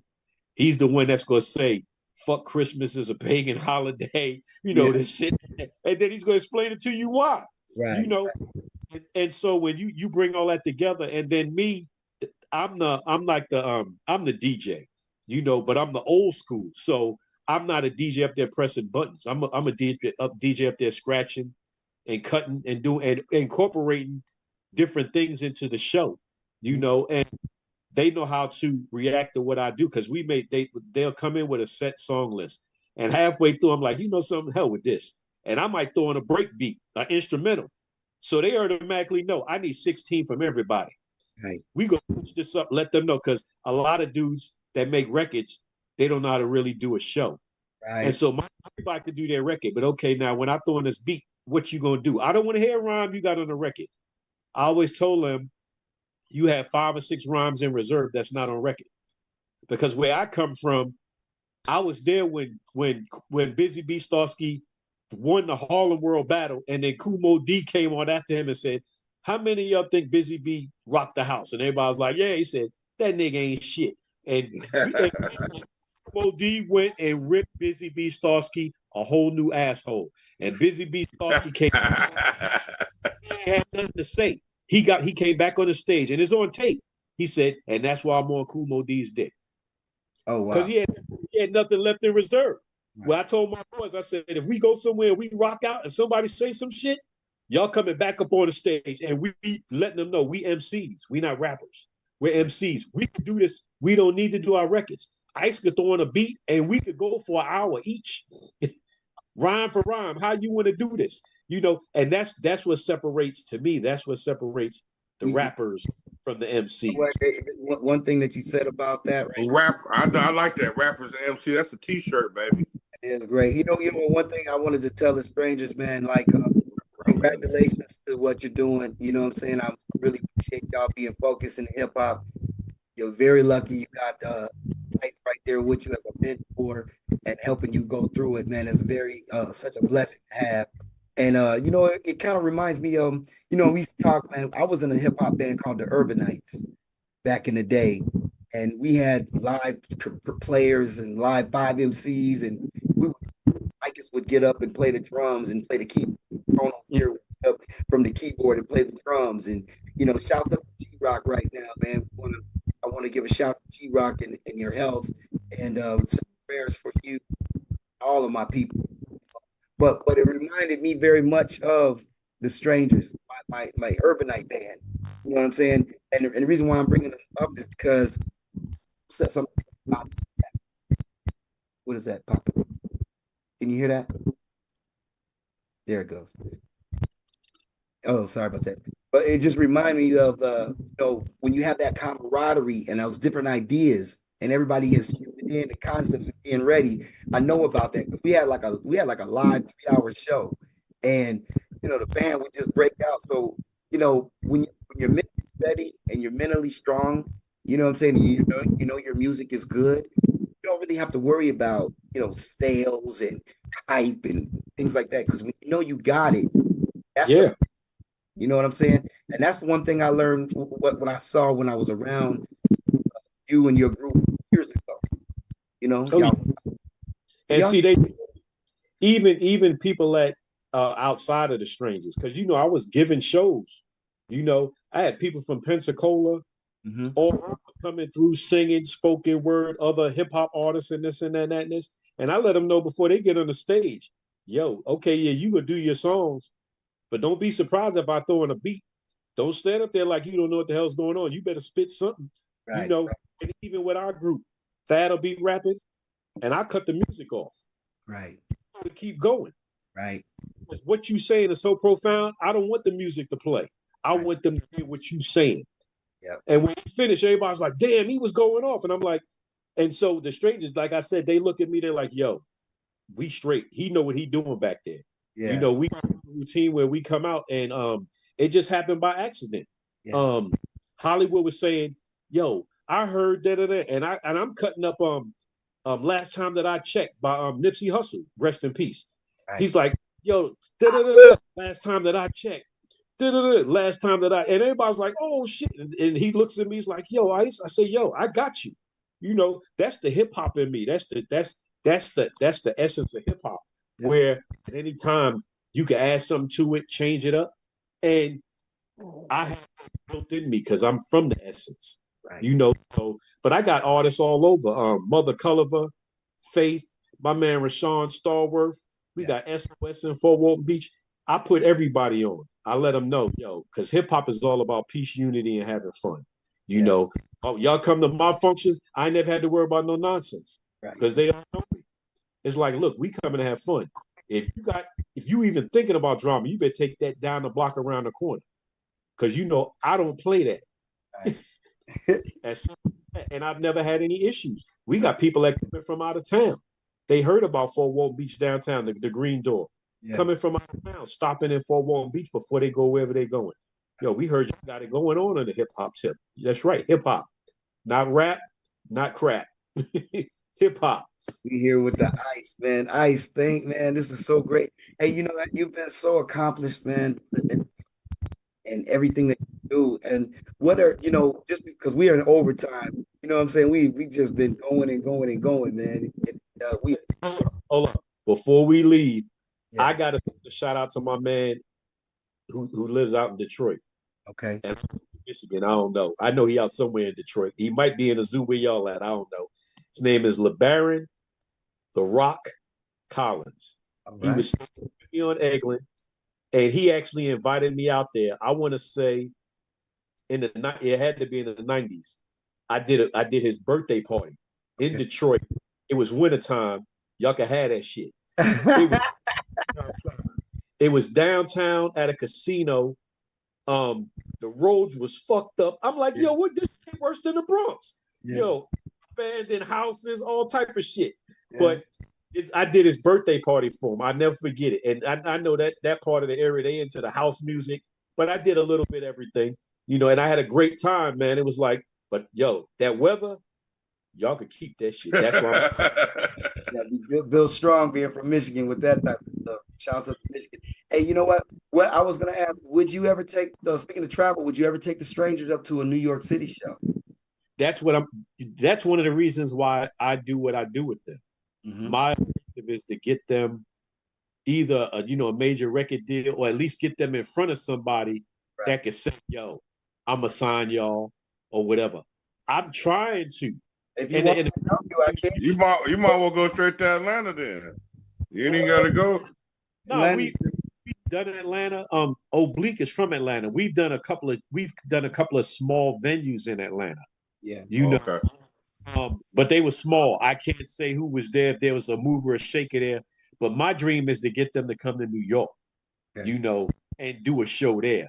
Do a circuit, nice little circuit around Brooklyn, Manhattan, the Bronx, Queens. Well, see, I think if I could get somebody to book us down there, all we got to do is one show. Everybody gonna show up, because I'm gonna call Jazzy J, I'm gonna call Kid Capri, I'm gonna call everybody down, the Funk Master, all these. I'm calling all of them and say, yo, Talk about those guys. Like, shouts up to Kid Capri. What up, kid? Talk about them. Some of the jazzy. And you know what? Before you do go, and I wanted to ask you. Like I was saying, you had so many different accomplishments. What are, to you personally, what are some of your favorite accomplishments that you have already done? And something like you saying, some things that you look forward to seeing. Well, I'll say it again. My favorite accomplishment is knowing that I made a difference in the lives of others. I ran a Boys and Girls Club. They were 14, 15, up to 18 years old. So now they're in their early 30s. Some of them have actually called me, paid for me to come to Atlanta, North Carolina, South Florida to do their wedding receptions. Yeah. So for me, knowing that if I had, let's say, 500 kids, that 450 of them are successful. And every time I see them, whether they're successful or not, they thank me for being the father figure that they didn't have, or being a second father, or just a OG that pointed them in the right direction. That, to me, is the greatest accomplishment, making a difference in the lives of others. I could say, the Hip Hop Museum, but I ain't getting no check with none of that shit. So it don't really, it is that's from something that I did directly. I appreciate it, and I'm thankful for it. But making a difference in the lives of others, to me, is the greatest accomplishment, because my legacy will live on through them. Yes, absolutely. Absolutely. Man, that's a great. Preach. Hey, now look, before we get all going, we don't have to, but who would you recommend to be on the show? I would probably say, and I'll get in contact with him and give him your number, because I know he goes out to Cali from time to time. My man, Dan. Geechee Dan from Queens, New York. He's best friends with LL Cool J. Yeah. He has a show on the Rock the Bells. Yeah, I got his number. His name Geechee, always on there. That's E-Love Boy. Geechee Dan? Okay, yeah. We already got him on the list for that show. But that's that's two recommendations. Yeah. He's got a show called I Got the Tapes. When I say this, brother, got over 200-something tapes of the pioneers performing, like I said, before records. Yeah, you was trying to give me those tapes. I just wouldn't. I couldn't. Ice was trying to let me borrow the tapes back in like 6 years ago. And what I say to you, Ice? What I say, fam? Oh man, that's legacy. I'm sitting here looking like, man, I can copy tapes at any time, man. But yeah, him, because he could also, he wasn't quote unquote directly involved during origins, but he's helping to preserve the origins. Right. And that's why I told him, I said, whenever you need me, you call me. Because there are a few people that will just say they're pioneers and they're attempting to keep everything about them. That's And real. so he came along. He's the one that set it up that we got put in the DC Hip Hop Hall of Fame. He's the one that set it up that they flew me down to New York to be in the New York City quote unquote hip hop museum. This is him. He cold. That's E Love boy. You know, E Love my best friend. So now for the people nice. that don't have a voice or that are not being recognized. Don't get me wrong. I can't hate on Grandmaster Flash and the Furious Five because they, like I said, they was those dudes. Yeah. You know, and I can't hate on Grandmaster Caz because he's one of the greatest MCs, lyricists ever. But there was a whole lot more to hip hop than those two groups. Right. You know, nobody ever talks about the Funky 4+1. Jazz, you know, shouts up to Jazzy Jeff, my man. I know about the Funky 4+1. Yeah, see, and the Soul Sonic Force and the Jazzy Five, and the I think a group that gets overlooked the most is the Fantastic Romantic Five. You Donna said, Rock, said a lot of names earlier. Yo, you said some names that was like before records, and I remember. Matter of fact, if you were a purist of hip hop, you knew those routines and you heard some of those tapes. Because who was the first to put out those early tapes? It was a DJ. It most likely was, if it wasn't Grandmaster Flash and it was the Funky 4+1, because I actually remember hearing Sha Rock on the tape early on. Early on. You know, then you got groups like the Crash Crew. I mean, there were other what is it? Mastodon and the Def Committee, the Force MCs. That's what they were called before they became the MDs and started singing full time. I mean, you got Busy Bee Starsky, who to me is one of the they say that Grandmaster Caz, Grandmaster Melly Mel, and Kumo D are the three kings as far as the MCs are concerned. There's a fourth king, and his name is Busy Bee Starsky. When I lived in New York in the early days of my music industry business, I had the fortune to go up to the Bronx, and it was one of these reunions. When they used to have reunion shows, I don't know if it was something like but I remember it was like an oranges bar, like an oranges brown type of bar in the Bronx. Wasn't very big, real tight, but I remember meeting Busy, Love Bugs, Funk Flex, Kid Capri, Bismarck. I mean, like all the pioneers was up in the spot that night, and it was just like, have you ever seen like the camaraderie was ridiculous, you know? And it wasn't just the MCs; it was all the people who were the managers and the show promoters and the dancer, and it was one of those crazy times. But the thing about Busy Bee, I remember Busy Bee had one of the best personalities. He was walking around.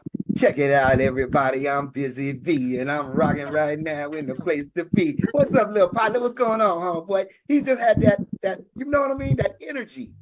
Let me tell you, Busy Bee could walk into a funeral. Yeah. You give him the mic, a party is starting.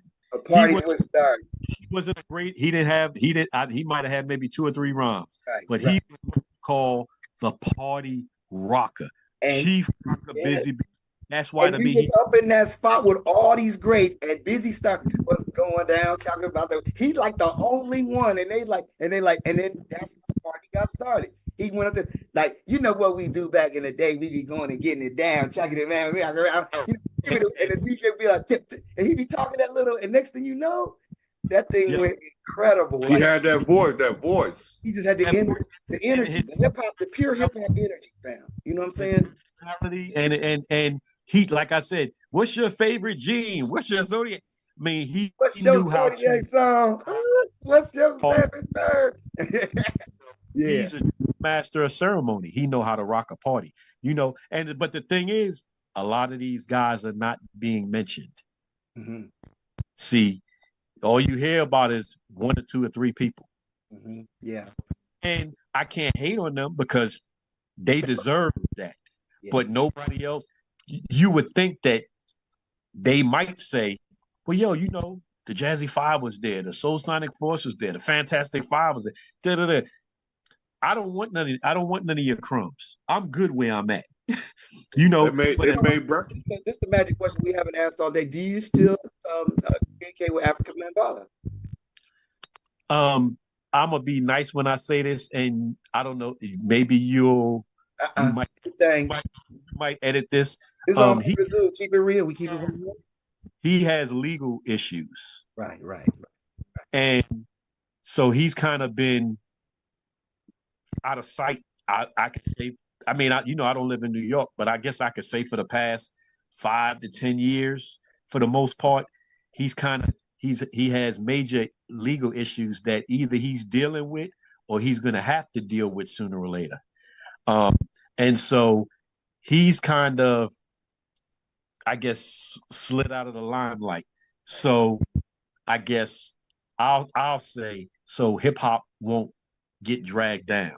Let me ask you a question, because we give props for what Bam gave to the game, definitely for everything that he's done. Definitely.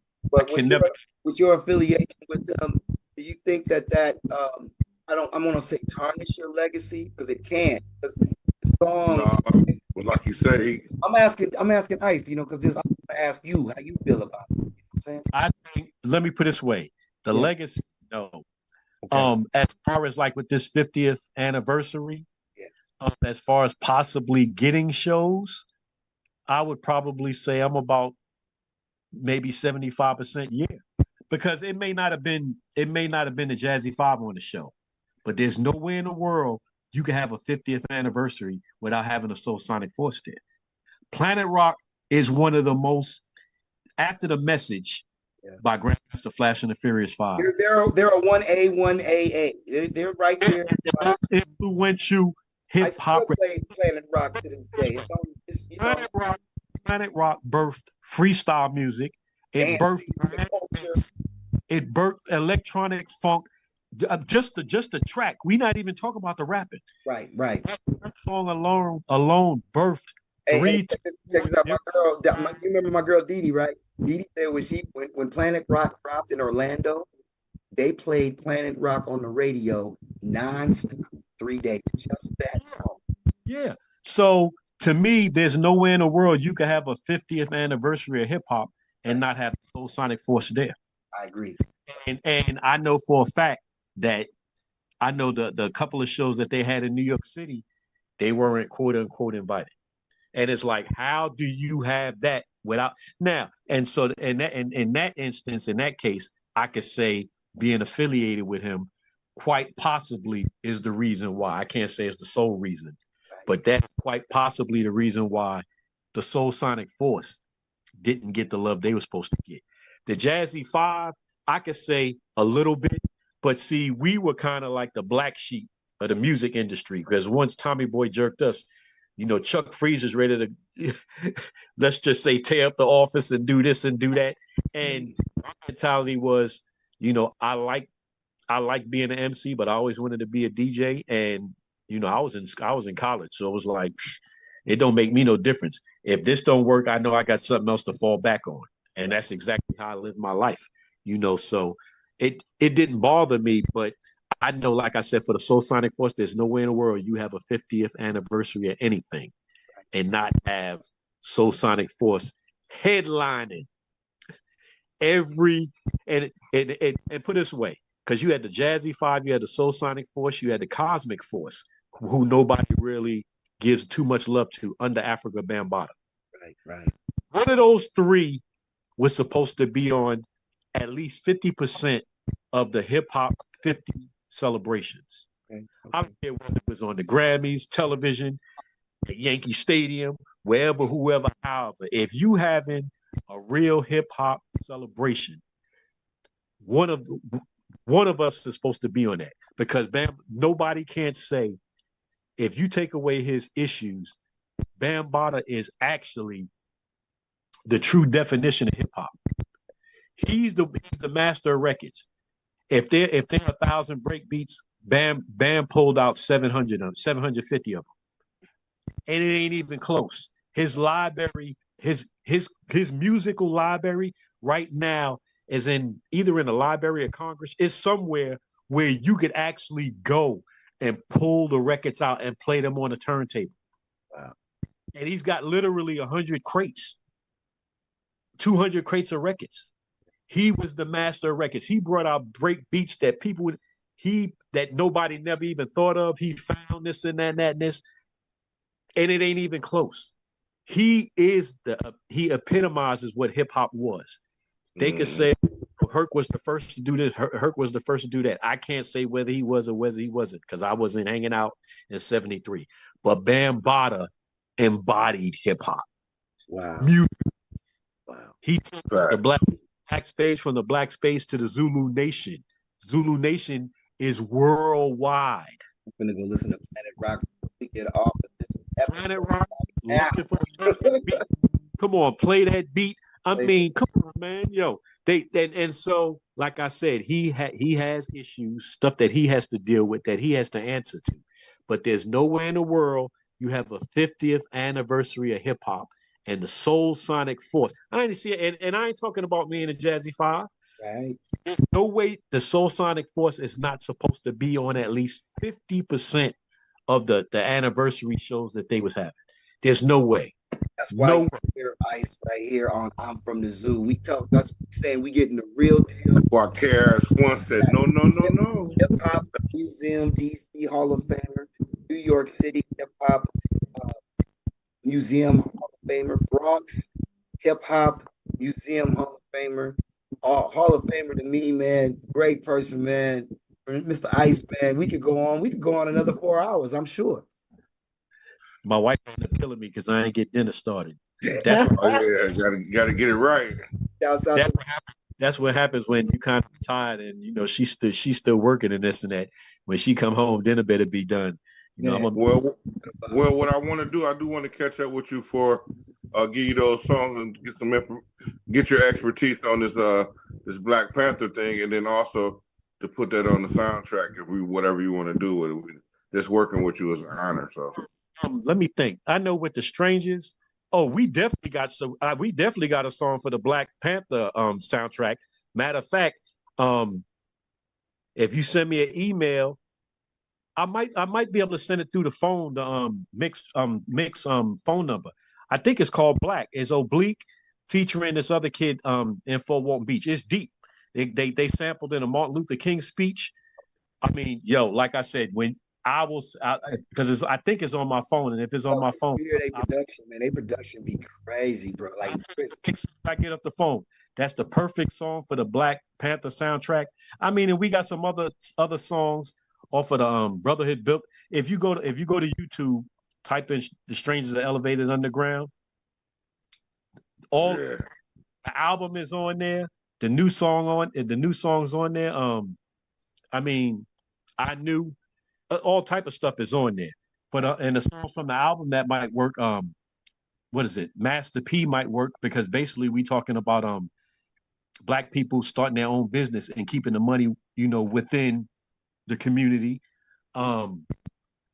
Pay Attention might fit because it's basically talking about. If you watch the video, that's on YouTube. The name of the song is called "Pay Attention." Basically talking about the youth. You got to pay attention to what you do. You lead by example. As well as by word of mouth and this and that. And it's kind of deep. The video is deep. When you watch the video, you'll definitely get it. No doubt. Hey, man. So yeah, let's put that together. Let's make that happen, man. Definitely, man. You know what? Like, I wanted to thank you very much for being, man. Appreciate it, man.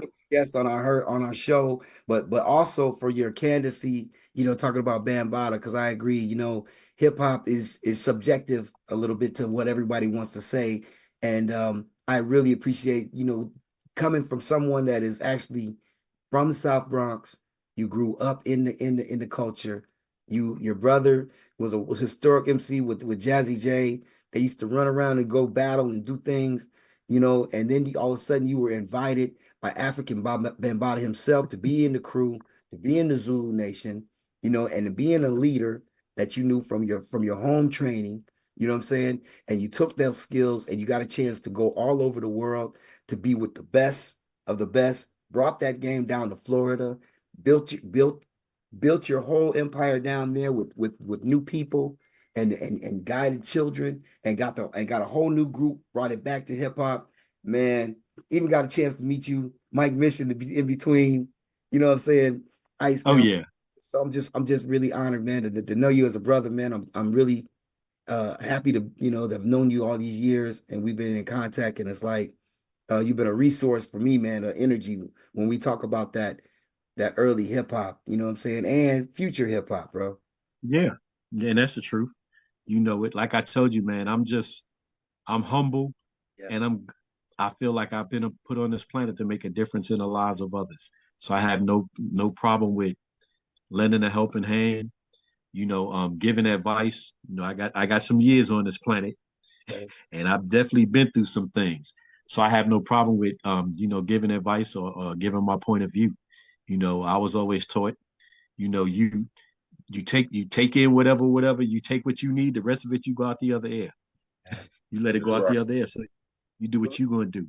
The But final thing here, we're gonna let you give all your links that people can connect with you, and you more than welcome to come back again mhm, whenever. Yeah.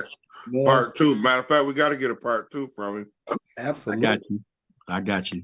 Let us know your Um, let everybody know the links, whether it's music links, YouTube, uh, websites, whatever you have. I'm just good. Basically, I guess it's like what www dot the strangers are elevated underground.com. Okay. I personally don't have any links like that because I'm more of I like being in the background. I'm trying to get them out and get the other artists that I know out. Um, I'm 62, man. I ain't trying to be no hip hop star or nothing like that. I told them if I get y'all to the mountaintop, Already just again, you mention my name, and send a brother a check, and I'm good. that's real right there. Yeah, you know it. But yeah, like I said, their music, our stuff is on YouTube. The Strangers are Elevated Underground is on all the streaming platform and services. Um, and I guess whatever, just look up The Strangers are Elevated Underground. I'm a part of Invisible Soul, which is basically we produce music. Me and my man Joe Palazzo, skinny white boy, who people look at it and go, man, what is it? And then they hear him pick up the guitar and play, and he puts you to tears. He uh, ain't no joker. He's actually on tour right now with Kelly Price, MC Light.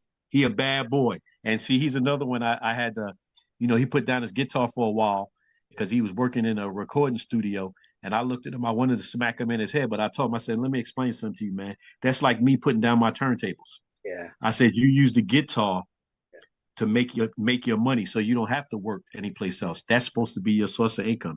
He picked it back up. He moved from Fort Walton Beach to Pensacola, from Pensacola to Mobile, started gigging in New Orleans. Now he running around on tour, like I said, with Kelly Price, Yeah. MC Light, doing all types of gigs with jazz, nationally known jazz artists and this and that. He a bad boy. We produce. He does a lot of the production, and then Saw he'll that send it to me, picture, that you and had I give him that's I dope. give him the input. That's great, man. Hey, that and man, you know what? I know if you working close with them and everything, man, and one more thing, want to shout out for your group, man. Talk about your boys, man, before you go. Your Oh man. man, my boys. First of all, the big brother right in the front, Chuck Freeze with the afro. Rest in peace. He was the crazy one out of the group. He was like a big teddy bear. AJ Les, the slim tall brother next to him. He was the last guy that actually joined the group, but he's a real cool brother. Master B, next to Les, he and I are like the founders of the Jazzy Five. We both were down with the Soul Sonic Force at the same time. We kind of joined at the same time. And the crazy thing is, he has a twin brother, and I have a brother. I had a brother that was 1 year younger than me, and our mothers were best friends. So we used to walk around looking like the damn Bopsy twins, um, all four of us and this and that. So we kind of grew up knowing each other. And then Master D, he was the singing MC.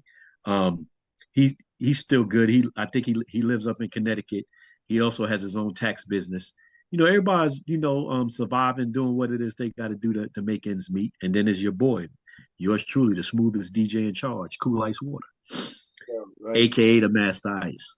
And that is the Jazzy Five MCs, ladies and Oh, gentlemen. and I forgot the original Yeah. Imperial Master DJ Jazzy J. DJ. Can't forget my brother. Can we get Jazzy J on the show? That would be absolutely fabulous too, yo.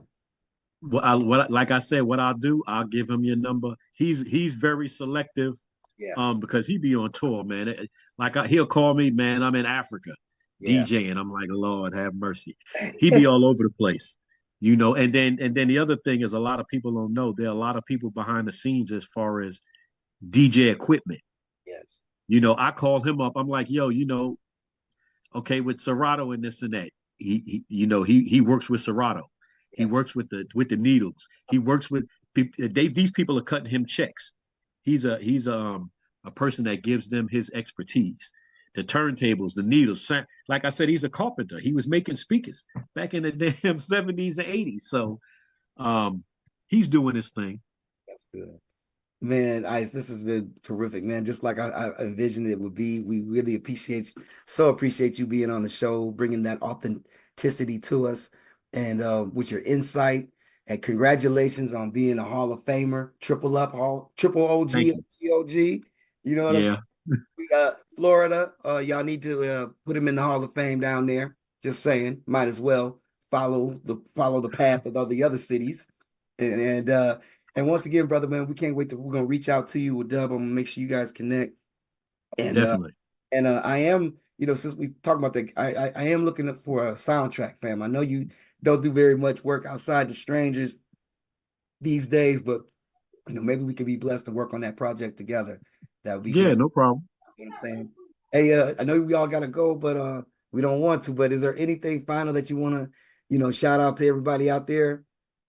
Well, okay. I definitely want to shout out my home base, Soundview Projects, the Jazzy 5 MCs, and shout out Fort Walton Beach, Crestview, the Fort Walton Beach, Crestview area. The Strangers are elevated underground. My brother's from another mother, and hip hop as a whole. Hip hop came from we weren't allowed downtown in the Manhattan, and that was a gazillion-dollar business. Mm-hmm. It's funny how country, rock, all the other genres, they was looking at us like we was crazy. And now country and rock, they all taking bits and pieces of hip hop and, putting it into their genres. So what started, like my man Grandmaster Caz, we didn't invent anything. We reinvented everything. Hip hop started in the hood, in the streets of the South Bronx, because we wasn't in the disco and we wasn't wearing no damn white suits going downtown. They wouldn't allow us into their clubs and this and that because we were too young. And so hip hop was basically for the young people, and James Brown and Solomon Funkadelic and everything else. We took the B, we stole our parents' records and played the B sides and the funk and this and that, and we started a genre called hip hop. And it went from the South Bronx down into Manhattan to the world. And it's still growing strong. And we got a pioneer who is right there in the action to start. We're so blessed right here. Hey, Ice. You are hip hop, my brother. Hip hop, brother. Oh, I know. Trust me on that. I definitely know that. Hey, we don't want to go right now, but this has been a fabulous show. You can check us here on Spotify, Facebook, and YouTube. Right here, I'm Mike Michigan, your host on I'm From the Zoo with my brother B-Dub, and our very special guest, Mr. Bernard Hayward, the Ice Jazzy 5 MC originator, the leader, Strangers producer, DJ, guru, the OG. Man, it's been a pleasure to have you, brother. Man, thank you so much, man. Hey, we can't wait to talk to you again. Hey, we don't want to go. We want to get out of here though now. Shouts out to Rich Vision, my homeboy, Marmar doing his thing, point of view. Hey, I'm from the Zoo. Come Through Network, B-Dub, Mike Mish. We out. See y'all next time. Shouts out to Napalm. Kiki, take us out. I can't stress right now. No. Remix. I can't stress right now. I can't stress right now. I can't stress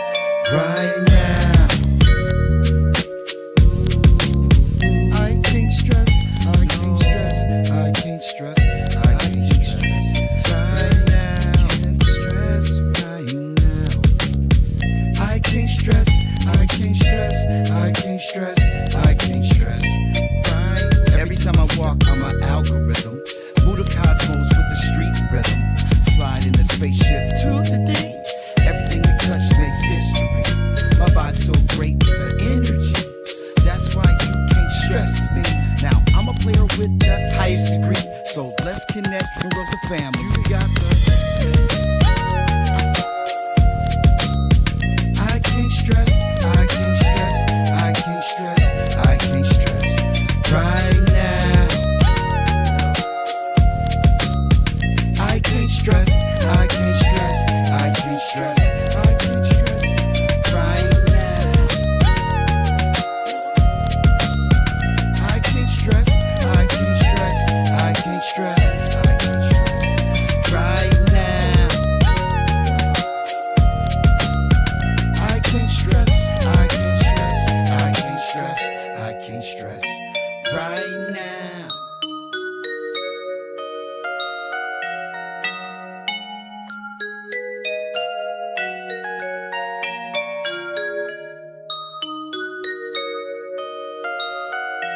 can't stress, I can't stress, I can't stress.